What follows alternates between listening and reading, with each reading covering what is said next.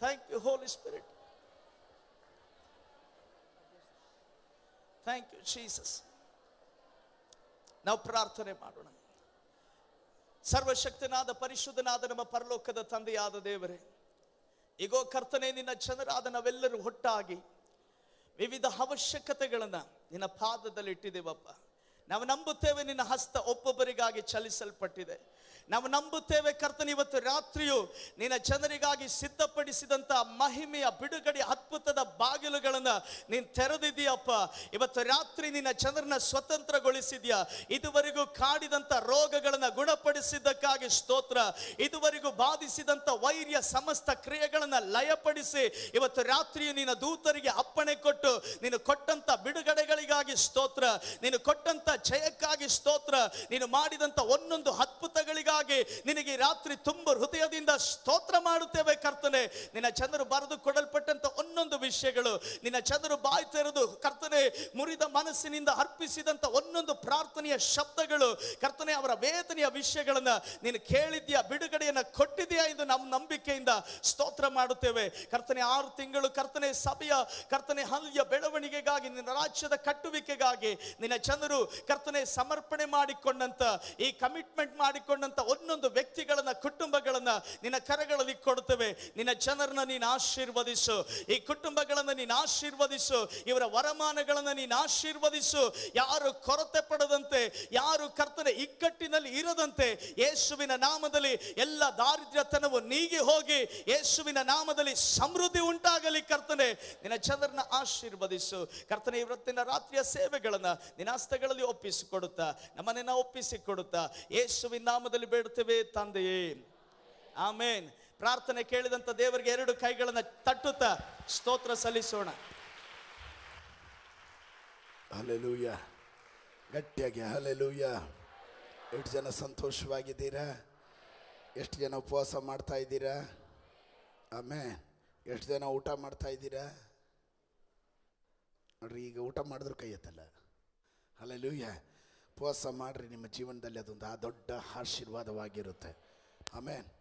ಈ ರಾತ್ರಿ ನಾವು ಒಂದು ವಿಶೇಷ ಕಾಣಿಕೆಯನ್ನು ತೆಗೆದುಕೊಳ್ತೀವಿ, ಮರಿಬೇಡ್ರಿ.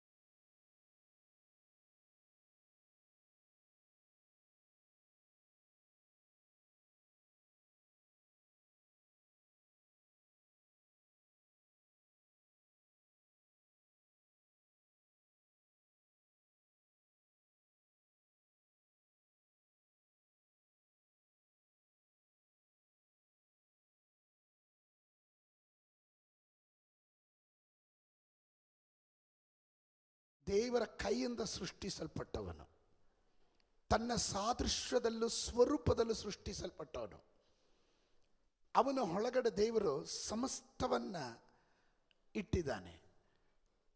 ಯಾವ ಸೈತಾನನು ಎಷ್ಟೇ ತಿಪ್ಪಲಾಗ ಹಾಕಿದ್ರು ನಿಮ್ಮನ್ನು ಹಿಂಡಿ ಸಿಪ್ಪೆ ಮಾಡಿ ನಿಮ್ಗೆ ಎಷ್ಟು ಉಪದ್ರವ ಮಾಡಿದ್ರು ನಿಮ್ಮ ಒರಿಜಿನಾಲಿಟಿ ನಷ್ಟಾಗಲ್ಲ. ನಿಮ್ಗೆ ಅರ್ಥ ಆಗಲಿಲ್ಲ? ದೇವರು ನಿಮ್ಮ ಕುರಿತಾಗಿ ಇಟ್ಟಿರುವ ಪದ್ಧತಿಯನ್ನು ಒಂದು ಕಾಲದಲ್ಲೂ ಶತ್ರು ಅದನ್ನು ನಾಶ ಮಾಡೋಕ್ಕಾಗೋದಿಲ್ಲ. ನೀವು ಬೆಲೆ ಉಳ್ಳವರು, ನೀವು ಅಮೂಲ್ಯರು,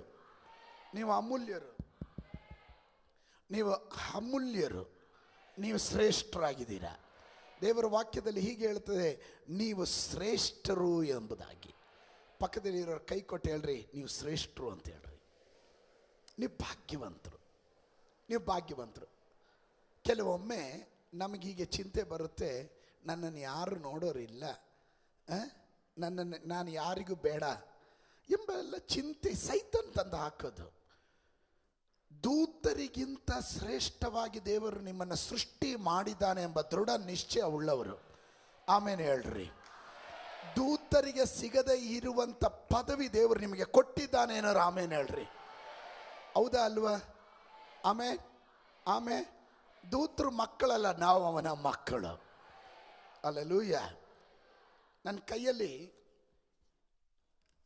500 ರೂಪಾಯಿ ನೋಟಿದೆ. ಸ್ತೋತ್ರ. ಇದಕ್ಕೆ ಬೆಲೆ ಇದೆಯಾ?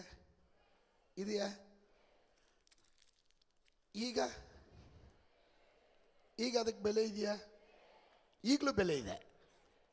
ಇದನ್ನು ಹುಗಿದು ಬಿಸಾಕಿದ್ರೆ ಬೆಲೆ ಇದೆಯಾ? ಇದನ್ನು ತುಳಿದ್ರೆ ಬೆಲೆ ಇದೆಯಾ? ಇದರ ಬೆಲೆ ಹೋಗ್ಲಿಲ್ಲ. ಇಷ್ಟು ಹಿಂಡಿ ಸಿಪ್ಪೆ ಮಾಡಿದ್ಮೇಲೆ ಹೋಗ್ಲಿಲ್ಲ. ಅದೇ ನಮ್ಮ ಜೀವನ. ಶತ್ರು ಏನೆಲ್ಲ ಪ್ಲಾನ್ ಮಾಡಿದ್ರು, ಸೃಷ್ಟಿಸಿದ ಸೃಷ್ಟಿಕರ್ತನು ನನ್ನ ಕುರಿತು ನಿನ್ನ ಕುರಿತು ಒಂದು ದೊಡ್ಡ ಕಾರ್ಯವನ್ನು ಇಟ್ಟಿದ್ದಾನೆ. ಅದನ್ನು ಯಾರು ತಡೆ ಹಿಡಿಯಕ್ಕಾಗೋದಿಲ್ಲ. ಕಳ್ಳನು ಬರುವುದು ಕದ್ದುಕೊಳ್ಳುವುದಕ್ಕೆ, ಕೊಲ್ಲುವುದಕ್ಕೆ, ಹಾಳು ಮಾಡುವುದಕ್ಕೆ. ಆದರೆ ಯೇಸು ಸ್ವಾಮಿ ಹೇಳಿದ್ರೆ, ನಾನು ನಿಮಗೆ ಸಮೃದ್ಧಿಯನ್ನು ತರೋದಕ್ಕೆ, ನಿತ್ಯ ಜೀವವನ್ನು ತರೋದಕ್ಕೆ. ಅಂಥವ್ರು ಮಾತ್ರ ಗಟ್ಟಿಯಾಗೊಂದು ಆಮೇನ್ ಹೇಳ್ರಿ. ನನ್ನ ಮೇಲೆ ದೊಡ್ಡ ಕರೆ ಇದೆ, ನನಗೆ ಜವಾಬ್ದಾರಿ ಇದೆ, ನನ್ನ ಮೇಲೊಂದು ಅಭಿಷೇಕ ಇದೆ.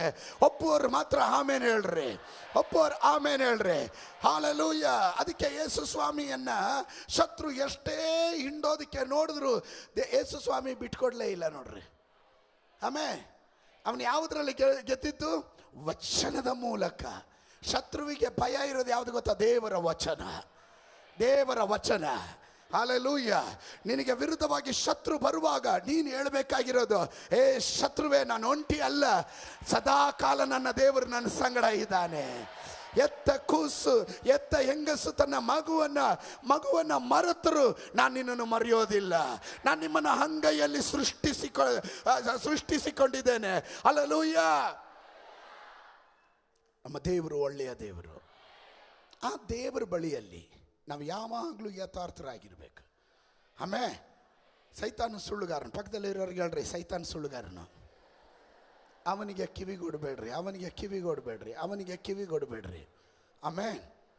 ಎಷ್ಟೋ ಪದ್ಧತಿಗಳು ನೋಡ್ರಿ. ನಾನು ಎಫೆಸದವರಿಗೆ ಬರೆದ ಪತ್ರಿಕೆ 1ನೇ ಅಧ್ಯಾಯದ 4ನೇ ವಚನವನ್ನು ಗಮನಿಸ್ರಿ. 1:4. ಹೇಗೆಂದರೆ ನಾವು ಪ್ರೀತಿಯಲ್ಲಿ ನಡೆದು ಆತನ ಸನ್ನಿಧಿಯಲ್ಲಿ ಪರಿಶುದ್ಧರು ದೋಷ ಇಲ್ಲದವರು ಆಗಿರಬೇಕೆಂದು ನಮ್ಮನ್ನ ಜಗದೋತ್ಪತ್ತಿಗೆ ಮುಂಚೆ. ಯಾವಾಗ? ಹಾಗಾದ್ರೆ ಜಗತ್ತು ಉತ್ಪತ್ತಿ ಆಗೋದಕ್ಕೆ ಮುಂಚೆ ನಿಮ್ಮನ್ನ ಕ್ರಿಸ್ತ ಯೇಸುವಿನಲ್ಲಿ ದೇವರು ಆರಿಸಿ ತೆಗೆದುಕೊಂಡಿದ್ದಾನೆ. ಹಲ್ಲೆಲೂಯ. ಯೋಹನನ ಸುವಾರ್ತೆ 15:16 ಹೇಳ್ತದೆ, ನೀವು ನನ್ನನ್ನು ಆರಿಸಿ ತೆಗೆದುಕೊಳ್ಳಿಲ್ಲ, ನಾನು ನಿಮ್ಮನ್ನು ಆರಿಸಿ ತೆಗೆದುಕೊಂಡೆ. ದೇವರು ಆರಿಸಿ ತೆಗೆದುಕೊಂಡವರು ಮಾತ್ರ ಒಂದು ಆಮೇನ್ ಹೇಳ್ರಿ. ಆಮೇ. ಪ್ರಕಟಣೆ ಪುಸ್ತಕ 5:9 ಹೇಳ್ತದೆ, ಸಕಲ ವಿಧವಾದಂಥ ಕುಲ, ಭಾಷೆ, ಪ್ರಜೆ, ಜನಾಂಗಗಳ ಮಧ್ಯದಿಂದ ದೇವರಿಗೋಸ್ಕರ ದೇವರು ನಮ್ಮನ್ನು ಆರಿಸಿ ತೆಗೆದುಕೊಂಡಿದ್ದಾನೆ. ಹಲ್ಲೆಲೂಯ. ಯಾವುದೋ ಸಂಸ್ಥೆ ಅಲ್ಲ ನಮ್ಮನ್ನು ಆರಿಸಿ ತೆಗೆದುಕೊಂಡಿದ್ದು, ಯಾವುದೋ ಪಾಸ್ಟರ್ ಅಲ್ಲ ನಮ್ಮನ್ನು ಆರಿಸಿ ತೆಗೆದುಕೊಂಡಿದ್ದು. ಜಗದ ಉತ್ಪತ್ತಿಗೆ ಮುಂಚಿತವಾಗಿ, ಈ ಲೋಕವನ್ನು ಸೃಷ್ಟಿ ಮಾಡೋದಕ್ಕೆ ಮುಂಚಿತವಾಗಿ. ನನಗೆ ಬಹಳ ಇಷ್ಟ ಇರುವಂಥ ಒಂದು ಮಾತು, ಯೋಬನನ್ನು ದೇವರು ಪ್ರಶ್ನೆ ಮಾಡ್ತಾರೆ. ದೇವರು ಒಂದು ಪ್ರಶ್ನೆ ಕೇಳ್ತಾರೆ, ಏನಯ್ಯ, ಈ ಲೋಕಕ್ಕೆ ಅಡಿಪಾಯ ಹಾಕುವಾಗ, ಅಸ್ಥಿವಾರ ಹಾಕುವಾಗ ನೀನು ಎಲ್ಲಿದ್ದೆ ಅಂತ. ಈ ಲೋಕಕ್ಕೆ ಅಸ್ಥಿವಾರ ಹಾಕುವಾಗ ನೀನು ಎಲ್ಲಿದ್ದೆ? ಇಷ್ಟೊಂದು ಪ್ರಶ್ನೆ ಮಾಡ್ದಲ್ಲ, ಇಷ್ಟೊಂದು ಪ್ರಶ್ನೆಗಳನ್ನು ಕೇಳ್ದಲ್ಲ. ನಾವು ಕೇಳ್ತೀವಿ, ಎಲ್ಲಿ ದೇವರು, ಏನು ಮಾಡಿಬಿಟ್ರು ದೇವರು ಅಂತ. ಎಲ್ಲ ಒಳ್ಳೇದೇ ಮಾಡಿದ್ದಾರೆ. ಪಕ್ಕದಲ್ಲಿ ಇರೋರು ಕೈ ಕೊಟ್ಟು ಹೇಳ್ರಿ, ನಿಮಗೆ ಕಾಣ್ತಾ ಇಲ್ಲ ಅಷ್ಟೇ, ಎಲ್ಲ ಒಳ್ಳೇದು ಮಾಡಿದ್ದಾರೆ. ಇವತ್ತು ವಾಟ್ಸಪ್ ಗ್ರೂಪ್ನಲ್ಲಿ ನಾನೊಂದು ಒಂದು ಕೋಟನ್ನು ಹಾಕಿದೆ. ಒಬ್ಬ ಶಿಲ್ಪಿ ಒಂದು ಕಲ್ಲನ್ನು ಕೆತ್ತಿ ಕೆತ್ತಿ ಕೆತ್ತಿ ಕೆತ್ತಿ ಒಂದು ಉತ್ತಮವಾದ ಶಿಲ್ಪವನ್ನು ಹೊರಗಡೆ ತರ್ತಾನೆ. ಮತ್ತೊಬ್ರು ಕೇಳ್ತಾರೆ, ಎಷ್ಟು ಅಂದವಾಗಿ ಇದನ್ನು ಕೆತ್ತಿದಿರಲ್ಲ, ಹೆಂಗೆ ಇದನ್ನು ಕೆತ್ತಿದ್ರಿ, ಹೆಂಗೆ ಬಂತು ಇದು ಅಂತ ಹೇಳ್ತಾರೆ. ಇದು ಬಂದಿದ್ದಲ್ಲ, ಅದು ಒಳಗಡೆ ಇತ್ತು. ಮೇಲ್ಗಡೆ ಇದ್ದಂಥ ಕೆಲವೊಂದು ಅನ್ವಾಂಟೆಡ್ ಇದನ್ನು ಬೇಡದೇ ಇದ್ದ ಕಲ್ಲುಗಳನ್ನ ನಾನು ಕೆತ್ತದೆ, ಅದ್ರ ಒಳಗಡೆ ಒಂದು ರೂಪ ಇತ್ತು, ಅದೇ ಹೊರಗಡೆ ಬಂದಿದ್ದು ಅಂತ. ಅಲ್ಲೆಲ್ಲೂಯ್ಯ. ನನ್ನ ಕುರಿತು ನಿನ್ನ ಕುರಿತು ದೇವರಿಗೊಂದು ದೊಡ್ಡ ಪ್ಲಾನ್ ಇದೆ. ಗಟ್ಟಿಯಾಗಿ ಹೇಳ್ರಿ, ದೇವರಿಗೊಂದು ದೊಡ್ಡ ಪ್ಲಾನ್ ಇದೆ. ನೀವು ಕೈಯೇ ಎತ್ತಲಿಲ್ಲ ನೋಡ್ರಿ, ಸಹೋದರರ ಕೈಯೆಲ್ಲ ಹಿಂಗೆ ಇಟ್ಕೊಂಡ್ಬಿಟ್ರೆ ನಾನು ಅವ್ರಿಗೆ ಬೇಜಾರಾಗಿರ್ಬೇಕೇನೋ. ಎಲ್ಲರೂ ಹೇಳ್ರಿ, ನನ್ನ ಕುರಿತು ದೇವ್ರಿಗೊಂದು ದೊಡ್ಡ ಪ್ಲಾನ್ ಇದೆ. You are not a ordinary person, you are not a ordinary man, you are not a ordinary women. ನೀನು ಎಕ್ಸ್ಟ್ರಾ ಆರ್ಡಿನರಿ ಪರ್ಸನ್. ನಿನ್ನ ಮೇಲೊಂದು ದೊಡ್ಡ ಅಭಿಷೇಕ ಇದೆ. ಅದು ನಂಬುವವರೆಲ್ಲರೂ ಎದ್ದು ನಿಂತು ಎರಡು ಕರಗಳನ್ನು ತಟ್ಟುತ್ತಾ ಎರಡು ಕರಗಳನ್ನು ತಟ್ಟುತ್ತಾ ದೇವರು ನಿಮ್ಮ ಒಳಗಡೆ ಇಟ್ಟಿರೋದನ್ನ ಹೊರಗಡೆ ತರೋದೆ ಶಿಲ್ಪಿ ಕೆಲಸ ಮಾಡುವಂತ ನಮ್ಮ ಸೇವೆ. ವಾಕ್ಯದ ಮೂಲಕ ಕೆತ್ತುತ್ತಾ ಇರ್ತೀವಿ, ವಾಕ್ಯದ ಮೂಲಕ ನಿಮ್ಮನ್ನ ಎಚ್ಚರಿಸ್ತಾ ಇರ್ತೀವಿ. ಯಾಕೆ ಗೊತ್ತಾ? ಆಲ್ರೆಡಿ ದೇವರು ಬೆಸ್ಟ್ ನಿಮ್ಮ ಒಳಗಡೆ ಇಟ್ಟಿದ್ದಾನೆ, ಬೆಸ್ಟ್ ಇಟ್ಟಿದ್ದಾನೆ. ಅದನ್ನು ಹೊರಗಡೆ ತರೋದಕ್ಕೆ ಉಪವಾಸ ಪ್ರಾರ್ಥನೆ. ಗಟ್ಟಿಯಾಗಿ ಬಾಯಿ ತೆರೆದು ಹೇಳ್ರಿ, thank you lord, thank you lord. ಕರಗಳನ್ನು ತಟ್ಟಿ ಪಾಸ್ಟರ್ ವಿನ್ಸೆಂಟ್ ಸೆಲ್ವಕುಮಾರ್, ಪ್ರವಾದಿಯಾದ ವಿನ್ಸೆಂಟ್ ಸೆಲ್ವಕುಮಾರ್ ಅವರನ್ನ ಸ್ವಾಗತ ಮಾಡೋಣ, ಸ್ವಾಗತ ಮಾಡೋಣ. Hallelujah.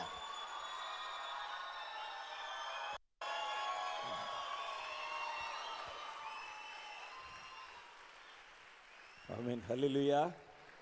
Hallelujah. காலையில் வந்ததை விட இப்போ அதிகமான சத்தம் வந்திருக்கிறது. ಬೆಳಗ್ಗೆಗಿಂತ ಅಧಿಕವಾದ ಶಬ್ದ ಈಗ ಬಂದದೆ. இன்று காலையிலே கர்த்தர் நம்மை அதிகமாக சந்தித்தார். ಬೆಳಗ್ಗೆ ಹೊತ್ತಿನಲ್ಲಿ ದೇವರು ನಮ್ಮನ್ನು ಅಧಿಕವಾಗಿ ಸಂದರ್ಶಿಸಿದನು. உங்களுக்கு இன்னைக்கு காலையில் நான் சொன்னதை போல, ಈ ಬೆಳಗಿನ ಜಾವದಲ್ಲಿ ನಾನು ಹೇಳಿದ ಹಾಗೆ, நாம் தேவனுடைய சமூகத்தில் காத்திருக்கத்தான் பலம் கூடிக்கொண்டே வரும். ನಾವು ದೇವರ ಸಮ್ಮುಖದಲ್ಲಿ ಕಾದಿದ್ದು ಕಾದಿದ್ದು ಕಾದಿದ್ದು ಬಲ ಹೆಚ್ಚಾಗುತ್ತಾ ಇರುತ್ತದೆ. நம்ம முதல் நாள் இருந்த மாதிரி அடுத்த நாள் இருக்க மாட்டோம். ನಾವು ಮೊದಲನೇ ದಿವಸ ಇದ್ದ ಹಾಗೆ ಮುಂದಿನ ದಿವಸ ಇರೋದಿಲ್ಲ. முதல் செஷன்ல இருந்த மாதிரி செகண்ட் செஷன்ல இருக்க மாட்டோம். ನಾವು ಮೊದಲನೇ ಸೆಷನ್ ನಲ್ಲಿ ಇರುವ ಹಾಗೆ ಎರಡನೇ ಸೆಷನ್ ನಲ್ಲಿ ಇರೋದಿಲ್ಲ.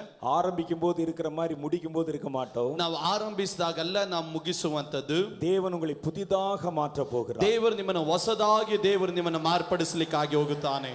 உங்கள் சந்தோஷமான முகங்களை பார்க்கிறதிலே நான் அதிகமாக சந்தோஷம் அடைகிறேன். ನಿಮ್ಮ ಸಂತೋಷವಾದ ಮುಖಗಳನ್ನು ನೋಡುವುದರಲ್ಲಿ ನಾನು ಅಧಿಕ ಸಂತೋಷವುಳ್ಳವನಾಗಿದ್ದೇನೆ. நாம் ஆண்டவருடைய வார்த்தைக்குள் போவதற்கு முன்பாக நின்ற வண்ணமாக ஒரு சின்ன ஜெபம் பண்ணி விடலாம். ನಾವು ದೇವರ ವಾಕ್ಯಕ್ಕೆ ಹೋಗುವುದಕ್ಕಿಂತ ಮುಂಚಿತವಾಗಿ ನಿಂತಿರುವ ಹಾಗೆ ಒಂದು ಪ್ರಾರ್ಥನೆಯನ್ನು ಮಾಡಿಕೊಳ್ಳೋಣ. நம்முடைய கண்களை மூடி தேவனை நோக்கி பார்ப்போம். ನಮ್ಮ ಕಣ್ಣುಗಳನ್ನು ಮುಚ್ಚಿ ದೇವರ ಮುಖವನ್ನು ನೋಡೋಣ.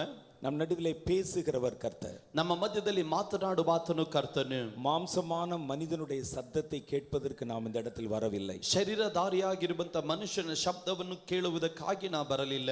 கர்த்தர் நம்மோடு பேச வேண்டும். ಕರ್ತನು ನಮ್ಮ ಬಳಿ ಮಾತಾಡಬೇಕು. அதற்காகத்தான் இந்த 21 நாட்கள் நாம் பிரத்யேகமாக தேவ சமூகத்தில் காத்திருக்கிறோம். ಅದಕ್ಕೋಸ್ಕರವಾಗಿ 21 ದಿವಸಗಳ ಕಾಲ ವಿಶೇಷವಾಗಿ ದೇವರ ಪ್ರಸನ್ನತೆಯಲ್ಲಿ ಕಾದಿದ್ದೇವೆ. நாம் கூடி வருகிறதை கர்த்தர் கனம் பண்ண ஆரம்பித்திருக்கிறார். ನಾವು ಕೂಡಿ ಬರುವುದನ್ನು ಕರ್ತನು ಮಾನಿಸುವುದಕ್ಕಾಗಿ ಪ್ರಾರಂಭಿಸಿದನು. ஒவ்வொரு நாளிலும் ஒவ்வொரு நேரத்திலும் கர்த்தர் தம்முடைய வார்த்தைகளை வெளிப்படுத்துகிறார். ಪ್ರತಿಯೊಂದು ದಿನವೂ ಪ್ರತಿಯೊಂದು ಕ್ಷಣಗಳಲ್ಲೂ ದೇವರು ತನ್ನ ಮಾತುಗಳನ್ನು ದೇವರು ಪ್ರಕಟಿಸ್ತಾ ಇದ್ದಾನೆ. இந்த இடத்தில் ஊழியம் செய்கிற மனிதர்கள் தான் மாறுகிறார்கள். ಇಲ್ಲಿ ಸೇವೆ ಮಾಡುವಂತ ಮನುಷ್ಯರು ಮಾತ್ರ ಬದಲಾಗುತ್ತಾರೆ. ஆனால் பேசுகிற கர்த்தர் ஒருவரே. ಆದರೆ ಮಾತನಾಡುವ ಕರ್ತನು ಒಬ್ಬನೇ. உங்களுக்கு என்ன வேண்டுமோ அவைகளை கர்த்தர் தம்முடைய சித்தத்தின்படியே செய்வதற்கு ஆவல் உள்ளவராக இருக்கிறார். ಕರ್ತನು ನಿಮಗೆ ಏನು ಬೇಕೋ ಅದನ್ನು ದೇವರು ಪ್ರಕಟಿಸುವುದಕ್ಕಾಗಿ ತನ್ನ ಚಿತ್ತದೊಟ್ಟಿಗೆ ತನ್ನ ಆತುರವಾಗಿ ಬಯಕೆ ಉಳ್ಳವನಾಗಿ ಇಲ್ಲಿ ಕಾಣಲ್ಪಡುತ್ತಾ ಇದ್ದಾನೆ. உங்களுக்கு என்ன சொல்லணுமோ அதை கர்த்தர் தடையில்லாமல் சொல்லிக் கொண்டிருக்கிறார். ದೇವರು ನಿಮಗೆ ಏನು ಹೇಳಬೇಕೆಂದು ದೇವರು ಬಯಸುತ್ತಾನೋ ಅದನ್ನು ತಡೆ ಇಲ್ಲದಂತೆ ದೇವರು ಹೇಳಿಕೊಂಡು ಬರುತ್ತಾ ಇದ್ದಾನೆ. அவர் இந்த சபையை அதிகமாக நேசிக்கிறார். ದೇವರು ಈ ಸಭೆಯನ್ನ ಬಹಳವಾಗಿ ಪ್ರೀತಿಸುತ್ತಾನೆ. நீங்கள் தெரிந்து பேர் வைத்தீர்களோ தெரியாமல் வைத்தீர்களோ எனக்கு தெரியாது. ನಿಮಗೆ ಗೊತ್ತಿದ್ದು ಈ ಸಭೆಯ ಹೆಸರಿಟ್ರೋ ಗೊತ್ತಿಲ್ದಿರ ಈ ಸಭೆಯ ಹೆಸರಿಟ್ರೋ ನನಗೆ ಗೊತ್ತಿಲ್ಲ. உங்கள் சபைக்கு நீங்கள் வைத்திருக்கிற பெயர் மாதிரியே கர்த்தர் உங்களை எல்லாவற்றிலும் ஜெயிக்க பண்ணுவார். ಈ ಸಭೆಗೆ ನೀವು ಇಟ್ಟಿರುವಂತ ಹೆಸರಿನ ಪ್ರಕಾರವಾಗಿ ದೇವರು ಎಲ್ಲದರಲ್ಲೂ ನಿಮ್ಮನ್ನು ಜಯಶಾಲಿಗಳಾಗಿ ಮಾರ್ಪಡಿಸುತ್ತಾನೆ. ஒரு ஆவிக்குரிய ஜெயம், ಒಂದು ಆತ್ಮಿಕ ಜಯ, சரீரத்தில் ஒரு ஜெயம், ಶರೀರದ ಮೇಲೆ ಒಂದು ಜಯ, சாத்தான் மேல ஒரு வெற்றி, ಸೈತಾನನ ಮೇಲೆ ಒಂದು ಜಯ, உலகத்தின் சகல கிரியைகள் மேலும் ஒரு வெற்றி, ಲೋಕದ ಸಕಲ ಕ್ರಿಯೆಗಳ ಮೇಲೆ ನಿಮಗೆ ಜಯ. நமக்கு ஏற்ற ஜெயத்தை தருகிற தேவன் நம்மோடு இருக்கிறார். ನಿಮಗೆ ಎಂದೆಂದಿಗೂ ಜಯವನ್ನು ಕೊಡುವ ದೇವರು ನಿಮ್ಮೊಂದಿಗೆ ಇದ್ದಾನೆ. கர்த்தர் இந்த நாளிலும் நம்மோடு பேச விரும்புகிறார். ಕರ್ತನು ಈ ದಿವಸ ನಮ್ಮ ಬಳಿಯಲ್ಲಿ ಮಾತನಾಡಲಿಕ್ಕೆ ಬಯಸ್ತಾನೆ. ஒரு வினாடி நம்முடைய இருதயத்தை தாழ்த்தி தேவனுடைய கரத்திலே ஒப்பு கொடுப்போம். ಒಂದು ನಿಮಿಷ ನಾವು ದೇವರ ಸಮ್ಮುಖದಲ್ಲಿ ತಗ್ಗಿಸಿ ನಾವು ಪ್ರಾರ್ಥಿಸೋಣ. என் இருதயத்தை திறப்பீராக. ದೇವರಿಂದ ನನ್ನ ಹೃದಯ ತಾರೆ, என் மனதை ஒருநிலைப்படுத்துவீராக. ನನ್ನ ಮನಸ್ಸನ್ನು ಏಕಾಗ್ರತೆ ಪಡಿಸು. உம்மை நோக்கி பார்க்க நீர் எங்களுக்கு அனுகிரகம் தருவீராக. ನಿನ್ನನ್ನು ನೋಡಿ ಪ್ರಾರ್ಥಿಸುವುದಕ್ಕೆ ನನಗೆ ಕೃಪೆಯನ್ನು ದಯಪಾಲಿಸು. உம்மை நோக்கி பார்த்து நாங்கள் பிரகாசமடை உதவி செய்வீராக. ನಿಮ್ಮನ್ನು ನೋಡಿ ನಾವು ಪ್ರಕಾಶ ಹೊಂದುವುದಕ್ಕೆ ನಮಗೆ ಕೃಪೆಯನ್ನು ದಯಪಾಲಿಸು. ஒவ்வொரு வினாடியும் உம்முடைய வார்த்தைகள் எங்கள் நடுவில் வந்து கொண்டே இருக்க வேண்டும். ಕರ್ತನೇ, ಪ್ರತಿ ಕ್ಷಣವೂ ನಿನ್ನ ವಾರ್ತೆಗಳು ನಮ್ಮ ಬಳಿಗೆ ಬರುತ್ತಾನೇ ಇರಬೇಕು. நீர் எங்கள் பக்கத்தில் இருப்பதை நாங்கள் உணர்ந்து கொண்டே இருக்க வேண்டும். ಕರ್ತನೇ, ನೀವು ನಮ್ಮ ಪಕ್ಕದಲ್ಲಿ ಇರುವುದನ್ನು ನಾವು ಅನುಭವಿಸುತ್ತಲೇ ಇರಬೇಕು. தேவனே, நீர் எல்லா பொறுப்புகளை எடுத்துக்கொள்ளும். ಕರ್ತನೇ, ನೀನೇ ಎಲ್ಲ ಜವಾಬ್ದಾರಿಯನ್ನು ತೆಗೆದುಕೋ.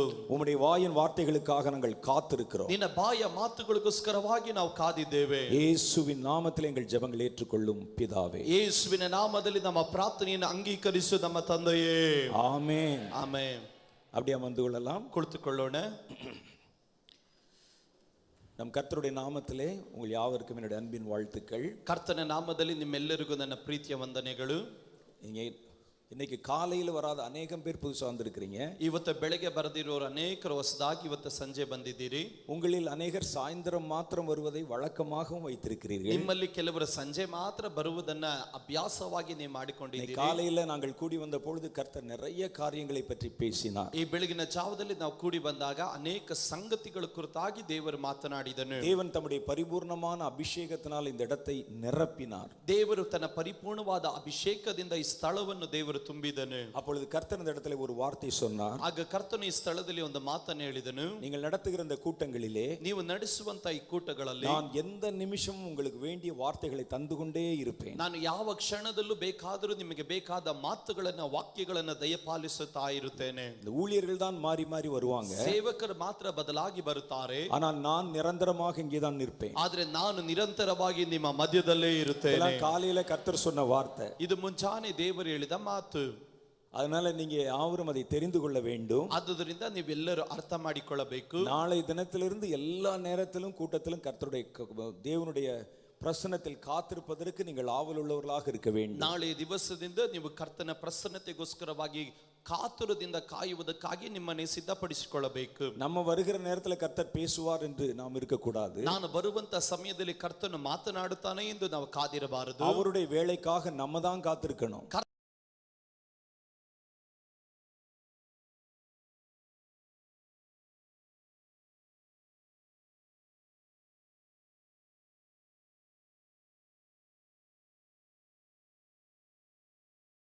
ನಮ್ಮ ಜೀವಿತ ಅನೇಕ ಸಂದರ್ಭಗಳಲ್ಲಿ ಸಿಕ್ಕಾಕಿಕೊಳ್ಳತಕ್ಕಂತ ಅವಕಾಶಗಳುಂಟು. நாம் சில மாதங்களுக்கு முன்பாக 2000 ரூபாய் பணம் எடுப்பதற்கு ஏடிஎம் வாசல்ல காத்திருந்தோம். ನಾವು ಸ್ವಲ್ಪ ತಿಂಗಳುಗಳ ಹಿಂದಗಡೆ 2000 ರೂಪಾಯಿಯನ್ನು ತೆಗೆದುಕೊಳ್ಳೋದಕ್ಕೆ ಎಟಿಎಂ ಮುಂದೆ ಗಂಟುಗಟ್ಟಲೆ ಕಾದಿದ್ದೆವು. ராத்திரி எல்லாம் காத்திருந்தார்கள். ರಾತ್ರಿ ಎಲ್ಲಾ ಕಾದಿದ್ದರು. காலையிலே காத்திருந்தார்கள். ಮುಂಜಾನೆ ಕಾದಿದ್ದರು. மத்தியானம் 3 மணிக்கு கவுண்டர் கிட்ட நெருங்கும் பொழுது பணம் இல்லை என்று சொல்லிவிட்டார். ಮಧ್ಯಾಹ್ನದ 3 ಗಂಟೆ ಎಟಿಎಂ ಹತ್ರ ಬಂದು ನಾವು ಎಟಿಎಂ ಕಾರ್ಡ್ ಹಾಕದಾಗ ಹೇಳ್ತಾ ಇತ್ತು ದುಡ್ಡಿಲ್ಲ ಎಂದು. இருந்தாலும் மனம் தளராமல் மறுநாளும் காத்திருந்தார்கள். ಇಲ್ಲದಿದ್ರು ಸಹ ಮನಸ್ಸು ಬೇಸರಗೊಳ್ಳದಂತೆ ಮಾರನೇ ದಿವಸನೂ ಕಾಯ್ತಾ ಇದ್ದರು.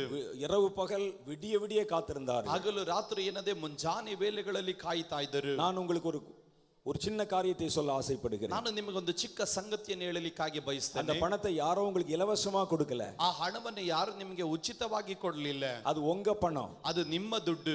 நீங்க உழைச்சு நீங்க வேலை செய்து கிடைத்த சம்பள பணம். ನೀವು ಕಷ್ಟ ಬಿದ್ದು ನೀವು ದುಡಿದಂತ ನಿಮ್ಮ ಸಂಬಳದ ಹಣ ಅದು. உங்க பணத்தை எடுப்பதற்கே நீங்கள் பல மணி நேரங்கள் பல நாட்கள் காத்திருந்தீர்கள். ನಿಮ್ಮ ಹಣವನ್ನು ತೆಗೆದುಕೊಳ್ಳೋದಕ್ಕೆ ಅನೇಕ ಗಂಟೆಗಟ್ಟಲೆ ನೀವು ಕಾದಿದ್ದೀರಿ. உங்களுக்கு நான் இன்னொரு காரியத்தை சொல்ல ஆசைப்படுகிறேன். ನಿಮಗೆ ಇನ್ನೊಂದು ಕಾರ್ಯವನ್ನು ನಾನು ಹೇಳಲಿಕ್ಕಾಗಿ ಬಯಸ್ತೇನೆ. ಬಯಸ್ತೇನೆ. அந்த 2000 ரூபாயை விட கர்த்தர் பெரியவர். ಆ 2000 ರೂಪಾಯಿಗಿಂತ ದೇವರು ದೊಡ್ಡವನು. ஒரு 2000 ரூபாய்க்கு நீ விடிய விடிய காத்திருக்க முடியுமானா? ನೀವು 2000 ರೂಪಾಯಿಗಾಗಿ ಮುಂಜಾನೆನೇ ಕಾದಿದ್ರೆ உங்கள் தேவனுக்காக நீங்கள் எவ்வளவு நேரம் காத்திருக்கிறீர்கள்? ಇನ್ನ ನಿಮ್ಮ ದೇವರಿಗಾಗಿ ಇನ್ನೆಷ್ಟೊತ್ತು ನೀವು ಕಾಯಬೇಕು? நீங்க சம்பாதித்த பணத்தை எடுக்கிறதுக்கே இவ்வளவு நேரம் காத்திருந்தா, ನೀವು ದುಡಿದಂತ ಹಣವನ್ನು ತೆಗೆದುಕೊಳ್ಳುವುದಕ್ಕೆ ಇಷ್ಟೊತ್ತು ಕಾದಿದ್ದರೆ, ஒரு பைசா செலவில்லாமல் யாவற்றையும் இலவசமாய் கொடுக்கிற தேவனிடத்தில் நீங்கள் எவ்வளவு காத்திருக்கணும்? ಒಂದು ಪೈಸು ಸಹ ಖರ್ಚಿಲ್ಲದಂತೆ ನಿಮಗಾಗಿ ಸಕಲವನ್ನು ಉಚಿತವಾಗಿ ದಯಪಾಲಿಸುವ ದೇವರ ಸಮ್ಮುಖದಲ್ಲಿ ಇನ್ನ ಎಷ್ಟು ಹೊತ್ತು ನೀವು ಕಾದಿರಬೇಕು? ஒரு பேங்க் மேனேஜருக்கு நீங்கள் அவ்வளவு காத்திருந்தால், ಒಂದು ಬ್ಯಾಂಕ್ ಮ್ಯಾನೇಜರ್ಗೋಸ್ಕರವಾಗಿ ನೀವು ಆ ರೀತಿ ಕಾದಿದ್ದರೆ, வானத்தையும் பூமியும் படைத்த கர்த்தருக்காக நம்ம எவ்வளவு காத்திருக்கணும்? ಆಕಾಶ ಭೂಮಿಯನ್ನು ನಿರ್ಮಿಸಿದ ದೇವರಿಗಾಗಿ ಇನ್ನೆಷ್ಟು ಕಾದಿರಬೇಕು? வருஷத்துல நமக்கு 365 நாட்களை கர்த்தர் அளந்து கொடுத்திருக்கிறார். ವರ್ಷಕ್ಕೆ 365 ದಿವಸವನ್ನು ದೇವರು ಅಳತೆ ಮಾಡಿ ನಮ್ಮ ಕೈಗಳಲ್ಲಿ ಕೊಟ್ಟಿದ್ದಾನೆ. வெறும் 21 நாட்கள், ಅದರಲ್ಲಿ ಕೇವಲ 21 ದಿವಸ நம்முடைய சபை அதற்காக ஒழுங்கு பண்ணி இருக்கிறது. ನಮ್ಮ ಸಭೆ ಅದಕ್ಕೋಸ್ಕರವಾಗಿ ಸಿದ್ಧ ಮಾಡಿಯದೆ. நம்ம அந்த 21 நாட்களிலும் தீவிரமாய் கர்த்தரை தேடணும். ನಾವು 29 ದಿವಸ ಅತಿ ತೀವ್ರವಾಗಿ ನಾವು ಕರ್ತನನ್ನು ಹುಡುಕಬೇಕು. தேவனுடைய முகத்தை பார்த்து கொண்டே இருக்கணும். ದೇವರ ಮುಖವನ್ನು ನಾವು ನೋಡುತ್ತಾನೇ ಇರಬೇಕು. அவர் சொல்லுகிறதை கேட்டுக்கொண்டே இருக்கணும். ಆತನ ಹೇಳುವುದನ್ನು ನಾವು ಕೇಳುತ್ತಾನೇ ಇರಬೇಕು என்ற ஒரு நல்ல நோக்கத்துல தான் இந்த கூட்டங்களை ஏற்பாடு செஞ்சிருக்காங்க. ಎಂಬುವಂತ ಒಂದು ಒಳ್ಳೆ ಉದ್ದೇಶದೊಟ್ಟಿಗೆ ಕೂಟಗಳನ್ನು ಕ್ರಮೀಕರಿಸಿದ್ದಾರೆ. அதை விசுவாசிகளாகிய நாம் பயன்படுத்திக் கொள்ள வேண்டும். ಅದನ್ನು ವಿಶ್ವಾಸಿಗಳಾದಂತ ನಾವುಗಳು ಅದನ್ನು ಉಪಯೋಗಿಸಬೇಕು. ஒருவன் கர்த்தருக்கு காத்திருக்கவில்லையானால், ಒಬ್ಬನು ಕರ್ತನಿಗೋಸ್ಕರವಾಗಿ ಕಾಯದೆ ಹೋದರೆ, அவன் உலகத்துல எல்லாவற்றுக்கும் காத்திருக்கணும். ಅವನು ಲೋಕದಲ್ಲಿ ಎಲ್ಲದಕ್ಕೋಸ್ಕರ ಕಾದಿರಬೇಕು. ஒருவன் கர்த்தருக்கு காத்திருந்தால், ಒಬ್ಬನು ಕರ್ತನಿಗಾಗಿ ಕಾದಿದ್ದರೆ, அவன் எதற்காகவும் காத்திருக்க ಅವನು வேண்டியதில்லை. ಯಾವುದಕ್ಕಾಗಿ ಕಾಯುವ ಅವಶ್ಯಕತೆ ಇರುವುದಿಲ್ಲ. ஒருவன் கர்த்தருக்கு முன்னால தலை வணங்கி குனிந்தால், ಒಬ್ಬನು ಕರ್ತನ ಮುಂಭಾಗದಲ್ಲಿ ತಲೆಯನ್ನು ತಗ್ಗಿಸಿದರೆ, அவன் மனிதன் எவனுக்கு முன்னால தலை குனிய வேண்டியதில்லை. ಆತನ ಈ ಲೋಕದಲ್ಲಿ ಯಾವ ಮನುಷ್ಯನ ಮುಂದೆ ತಲೆ ತಗ್ಗಿಸುವ ಅವಕಾಶ ಇರೋದಿಲ್ಲ. ஒருவன் கர்த்தரிடத்திலே தலை குனிய மறந்தால், ಒಬ್ಬನು ಕರ್ತನ ಮುಂಭಾಗದಲ್ಲಿ ತಲೆ ತಗ್ಗಿಸುವುದನ್ನ ಮರೆತರೆ, அவன் உலகத்துல போற இடத்துல எல்லாம் தலை குனிவுல அவன் இருப்பான். ಅವನು ಲೋಕದಲ್ಲಿ ಹೋಗುವ ಎಲ್ಲಾ ಸ್ಥಳಗಳಲ್ಲೂ ತಲೆ ತಗ್ಗಿಸೇ ಅವನು ನಡಿಬೇಕು. தேவனை தேட வேண்டிய பருவத்திலே தேவனை தேடுங்கள். ದೇವರನ್ನ ಹುಡುಕುವಂತ ರೀತಿಯಲ್ಲಿ ದೇವರನ್ನ ಹುಡುಕಿರಿ. ஏனென்றால் இனி வருகிற காலங்கள் இனி கொடிய காலங்கள் வருகிறது. ಕಾರಣ ಮುಂದೆ ಬರಲಿಕ್ಕೆ ಹೋಗುವಂತ ದಿವಸಗಳು ಅದು ಕಠಿಣ ದಿವಸಗಳು. கர்த்தருடைய வேதம் சொல்லுகிறது, ದೇವರ ವಾಕ್ಯ ಹೇಳುತ್ತದೆ, ஒருவரும் கிரியை செய்யக்கூடாத ராக்காலம் வருகிறது. ಒಬ್ಬನು ಕೆಲಸ ಮಾಡಲಿಕ್ಕೆ ಆಗದಿರುವಂತ ರಾತ್ರಿಯ ಕಾಲ ಬರುತ್ತದೆ. அது வருவதற்கு முன்பாக இப்படிப்பட்ட நல்ல நேரங்களை பயன்படுத்திக் கொள்ளுங்கள். ಅದು ಬರುವುದಕ್ಕಿಂತ ಮುಂಚಿತವಾಗಿ ಇಂಥ ಒಳ್ಳೆ ಅವಕಾಶಗಳನ್ನ ಸಮಯಗಳನ್ನು ಉಪಯೋಗಿಸಿಕೊಳ್ಳ್ರಿ. உங்கள் பிள்ளைகளுக்கு தேவனை குறித்த காரியங்களை கற்றுக் கொடுங்க. ನಿಮ್ಮ ಮಕ್ಕಳಿಗೆ ದೇವರ ಕುರಿತಾದಂತಹ ವಿಷಯಗಳನ್ನು ಕಲಿಸಿಕೊಡ್ರಿ. அவர்கள் உலக கல்வியை கற்பதை காட்டிலும் தேவனுக்கு அடுத்த காரியங்களை படிப்பது அவர்களுக்கு நல்லது. ಅವರು ಲೋಕದ ವಿದ್ಯಾಭ್ಯಾಸವನ್ನು ಹೊಂದುವುದಕ್ಕಿಂತ ಹೆಚ್ಚಾಗಿ ದೇವರ ಕುರಿತಾಗಿ ಕಲಿತುಕೊಳ್ಳುವುದು ಅವರಿಗೆ ಬಹಳ ಉತ್ತಮವಾದದ್ದು. நீங்கள் உலக ஞானத்தை எவ்வளவுதான் சேர்த்தாலும், ನೀವು ಲೋಕದ ಜ್ಞಾನವನ್ನು ಎಷ್ಟೇ ಹೊಂದಿಕೊಂಡ್ರು, எவ்வளவுதான் நீங்க டிகிரி வாங்கினாலும், ನೀವು ಎಷ್ಟೇ ಡಿಗ್ರಿಗಳನ್ನು ತೆಗೆದುಕೊಂಡ್ರು, எவ்வளவு ஞானம் உள்ளவராயிருந்தாலும், ಎಷ್ಟೇ ಜ್ಞಾನ ಉಳ್ಳವರಾಗಿದ್ದರು, 58 வயசாச்சுன்னா வீட்டுக்கு அனுப்பி விடுவார்கள். ನಿನಗೆ 58 ವರ್ಷ ಆದ್ರೆ ನಿನ್ನನ್ನು ಮನೆಗೆ ಕಳಿಸಿಬಿಡ್ತಾರೆ. சில இடங்களிலே 60 வயதானால் வீட்டுக்கு அனுப்பி விடுவார்கள். ಕೆಲವೊಂದು ಕಡೆಗಳಲ್ಲಿ 60 ವರ್ಷ ಆದ್ರೆ ಮನೆಗೆ ಕಳಿಸಿಬಿಡ್ತಾರೆ. ஆனால் தேவனை தேடுகிறவனுக்கு ஒரு நன்மையும் குறைபடுவதில்லை. ಆದ್ರೆ ದೇವರನ್ನು ಹುಡುಕುವವರಿಗೆ ಯಾವ ಆಶೀರ್ವಾದಕ್ಕೂ ಕೊರತೆ ಬರೋದಿಲ್ಲ. கர்த்தர் அவரை நித்திய நித்தியமாக வைத்திருக்கிறார். ಕರ್ತನು ಅವನನ್ನು ನಿತ್ಯವಾಗಿ ದೇವರು ಅವನನ್ನು ಇಡುತ್ತಾನೆ. என்னோடு படித்த என்னுடைய நண்பர்கள் பல பேர் சென்ற வருஷம் ரிட்டையர்ட் ஆகி விட்டார்கள். ನನ್ನ ಸಂಗಡವಾಗಿ ಓದಿದಂತ ಅನೇಕ ಸ್ನೇಹಿತರು ಕಳೆದ ವರ್ಷ ರಿಟೈರ್ಡ್ ಆದ್ರು. சேலத்துல ஒரு அசிஸ்டன்ட் இந்த கலெக்டர் இருந்தார். ಸೇಲಂನಲ್ಲಿ ಒಂದು ಅಸಿಸ್ಟೆಂಟ್ ಕಲೆಕ್ಟರ್ ಅವರು ಇದ್ರು. அவர் என்னுடைய கிளாஸ்மேட், என் கூட படிச்சவர். ಅವರು ನನ್ನ ಕ್ಲಾಸ್ಮೇಟ್, ನನ್ನ ಜೊತೆ ಓದಿದವರು. அவரை நான் சந்தித்த பொழுது ஒரு காரியத்தை சொன்னார். ಅವರನ್ನ ನಾನು ಭೇಟಿ ಆದಾಗ ಅವರೊಂದು ಸಂಗತಿ ಹೇಳಿದರು. நான் இந்த வருஷத்தோட ரிட்டையர்ட் ஆகி விட்டேன் என்றார். ನಾನು ಈ ವರ್ಷದಲ್ಲಿ ನಾನು ರಿಟೈರ್ಡ್ ಆಗಿಬಿಟ್ಟೆ. நான் அப்பொழுது அவரிடத்துல ஒரு வார்த்தை சொன்னேன். ನಾನು ಅವರ ಬಳಿಯಲ್ಲಿ ಆಗ ಒಂದು ಮಾತು ಹೇಳಿದೆ, எங்களுக்கு ரிட்டையர்மெண்டே கிடையாது. ನಮಗೆ ರಿಟೈರ್ಮೆಂಟೇ ಇರೋದಿಲ್ಲ. ஏனென்றால் எங்கள் கர்த்தர் ரிட்டையர்ட் ஆனவர் அல்ல. ಕಾರಣವೇನೆಂದ್ರೆ ನಮ್ಮ ದೇವರು ರಿಟೈರ್ಡ್ ಆದವನಲ್ಲ. கர்த்தருக்கு நாங்கள் எப்பொழுதும் சேவை செய்ய முடியும். ಕರ್ತನಿಗೆ ನಾನು ಯಾವಾಗಲೂ ಸೇವೆ ಮಾಡಲಿಕ್ಕೆ ಸಾಧ್ಯ.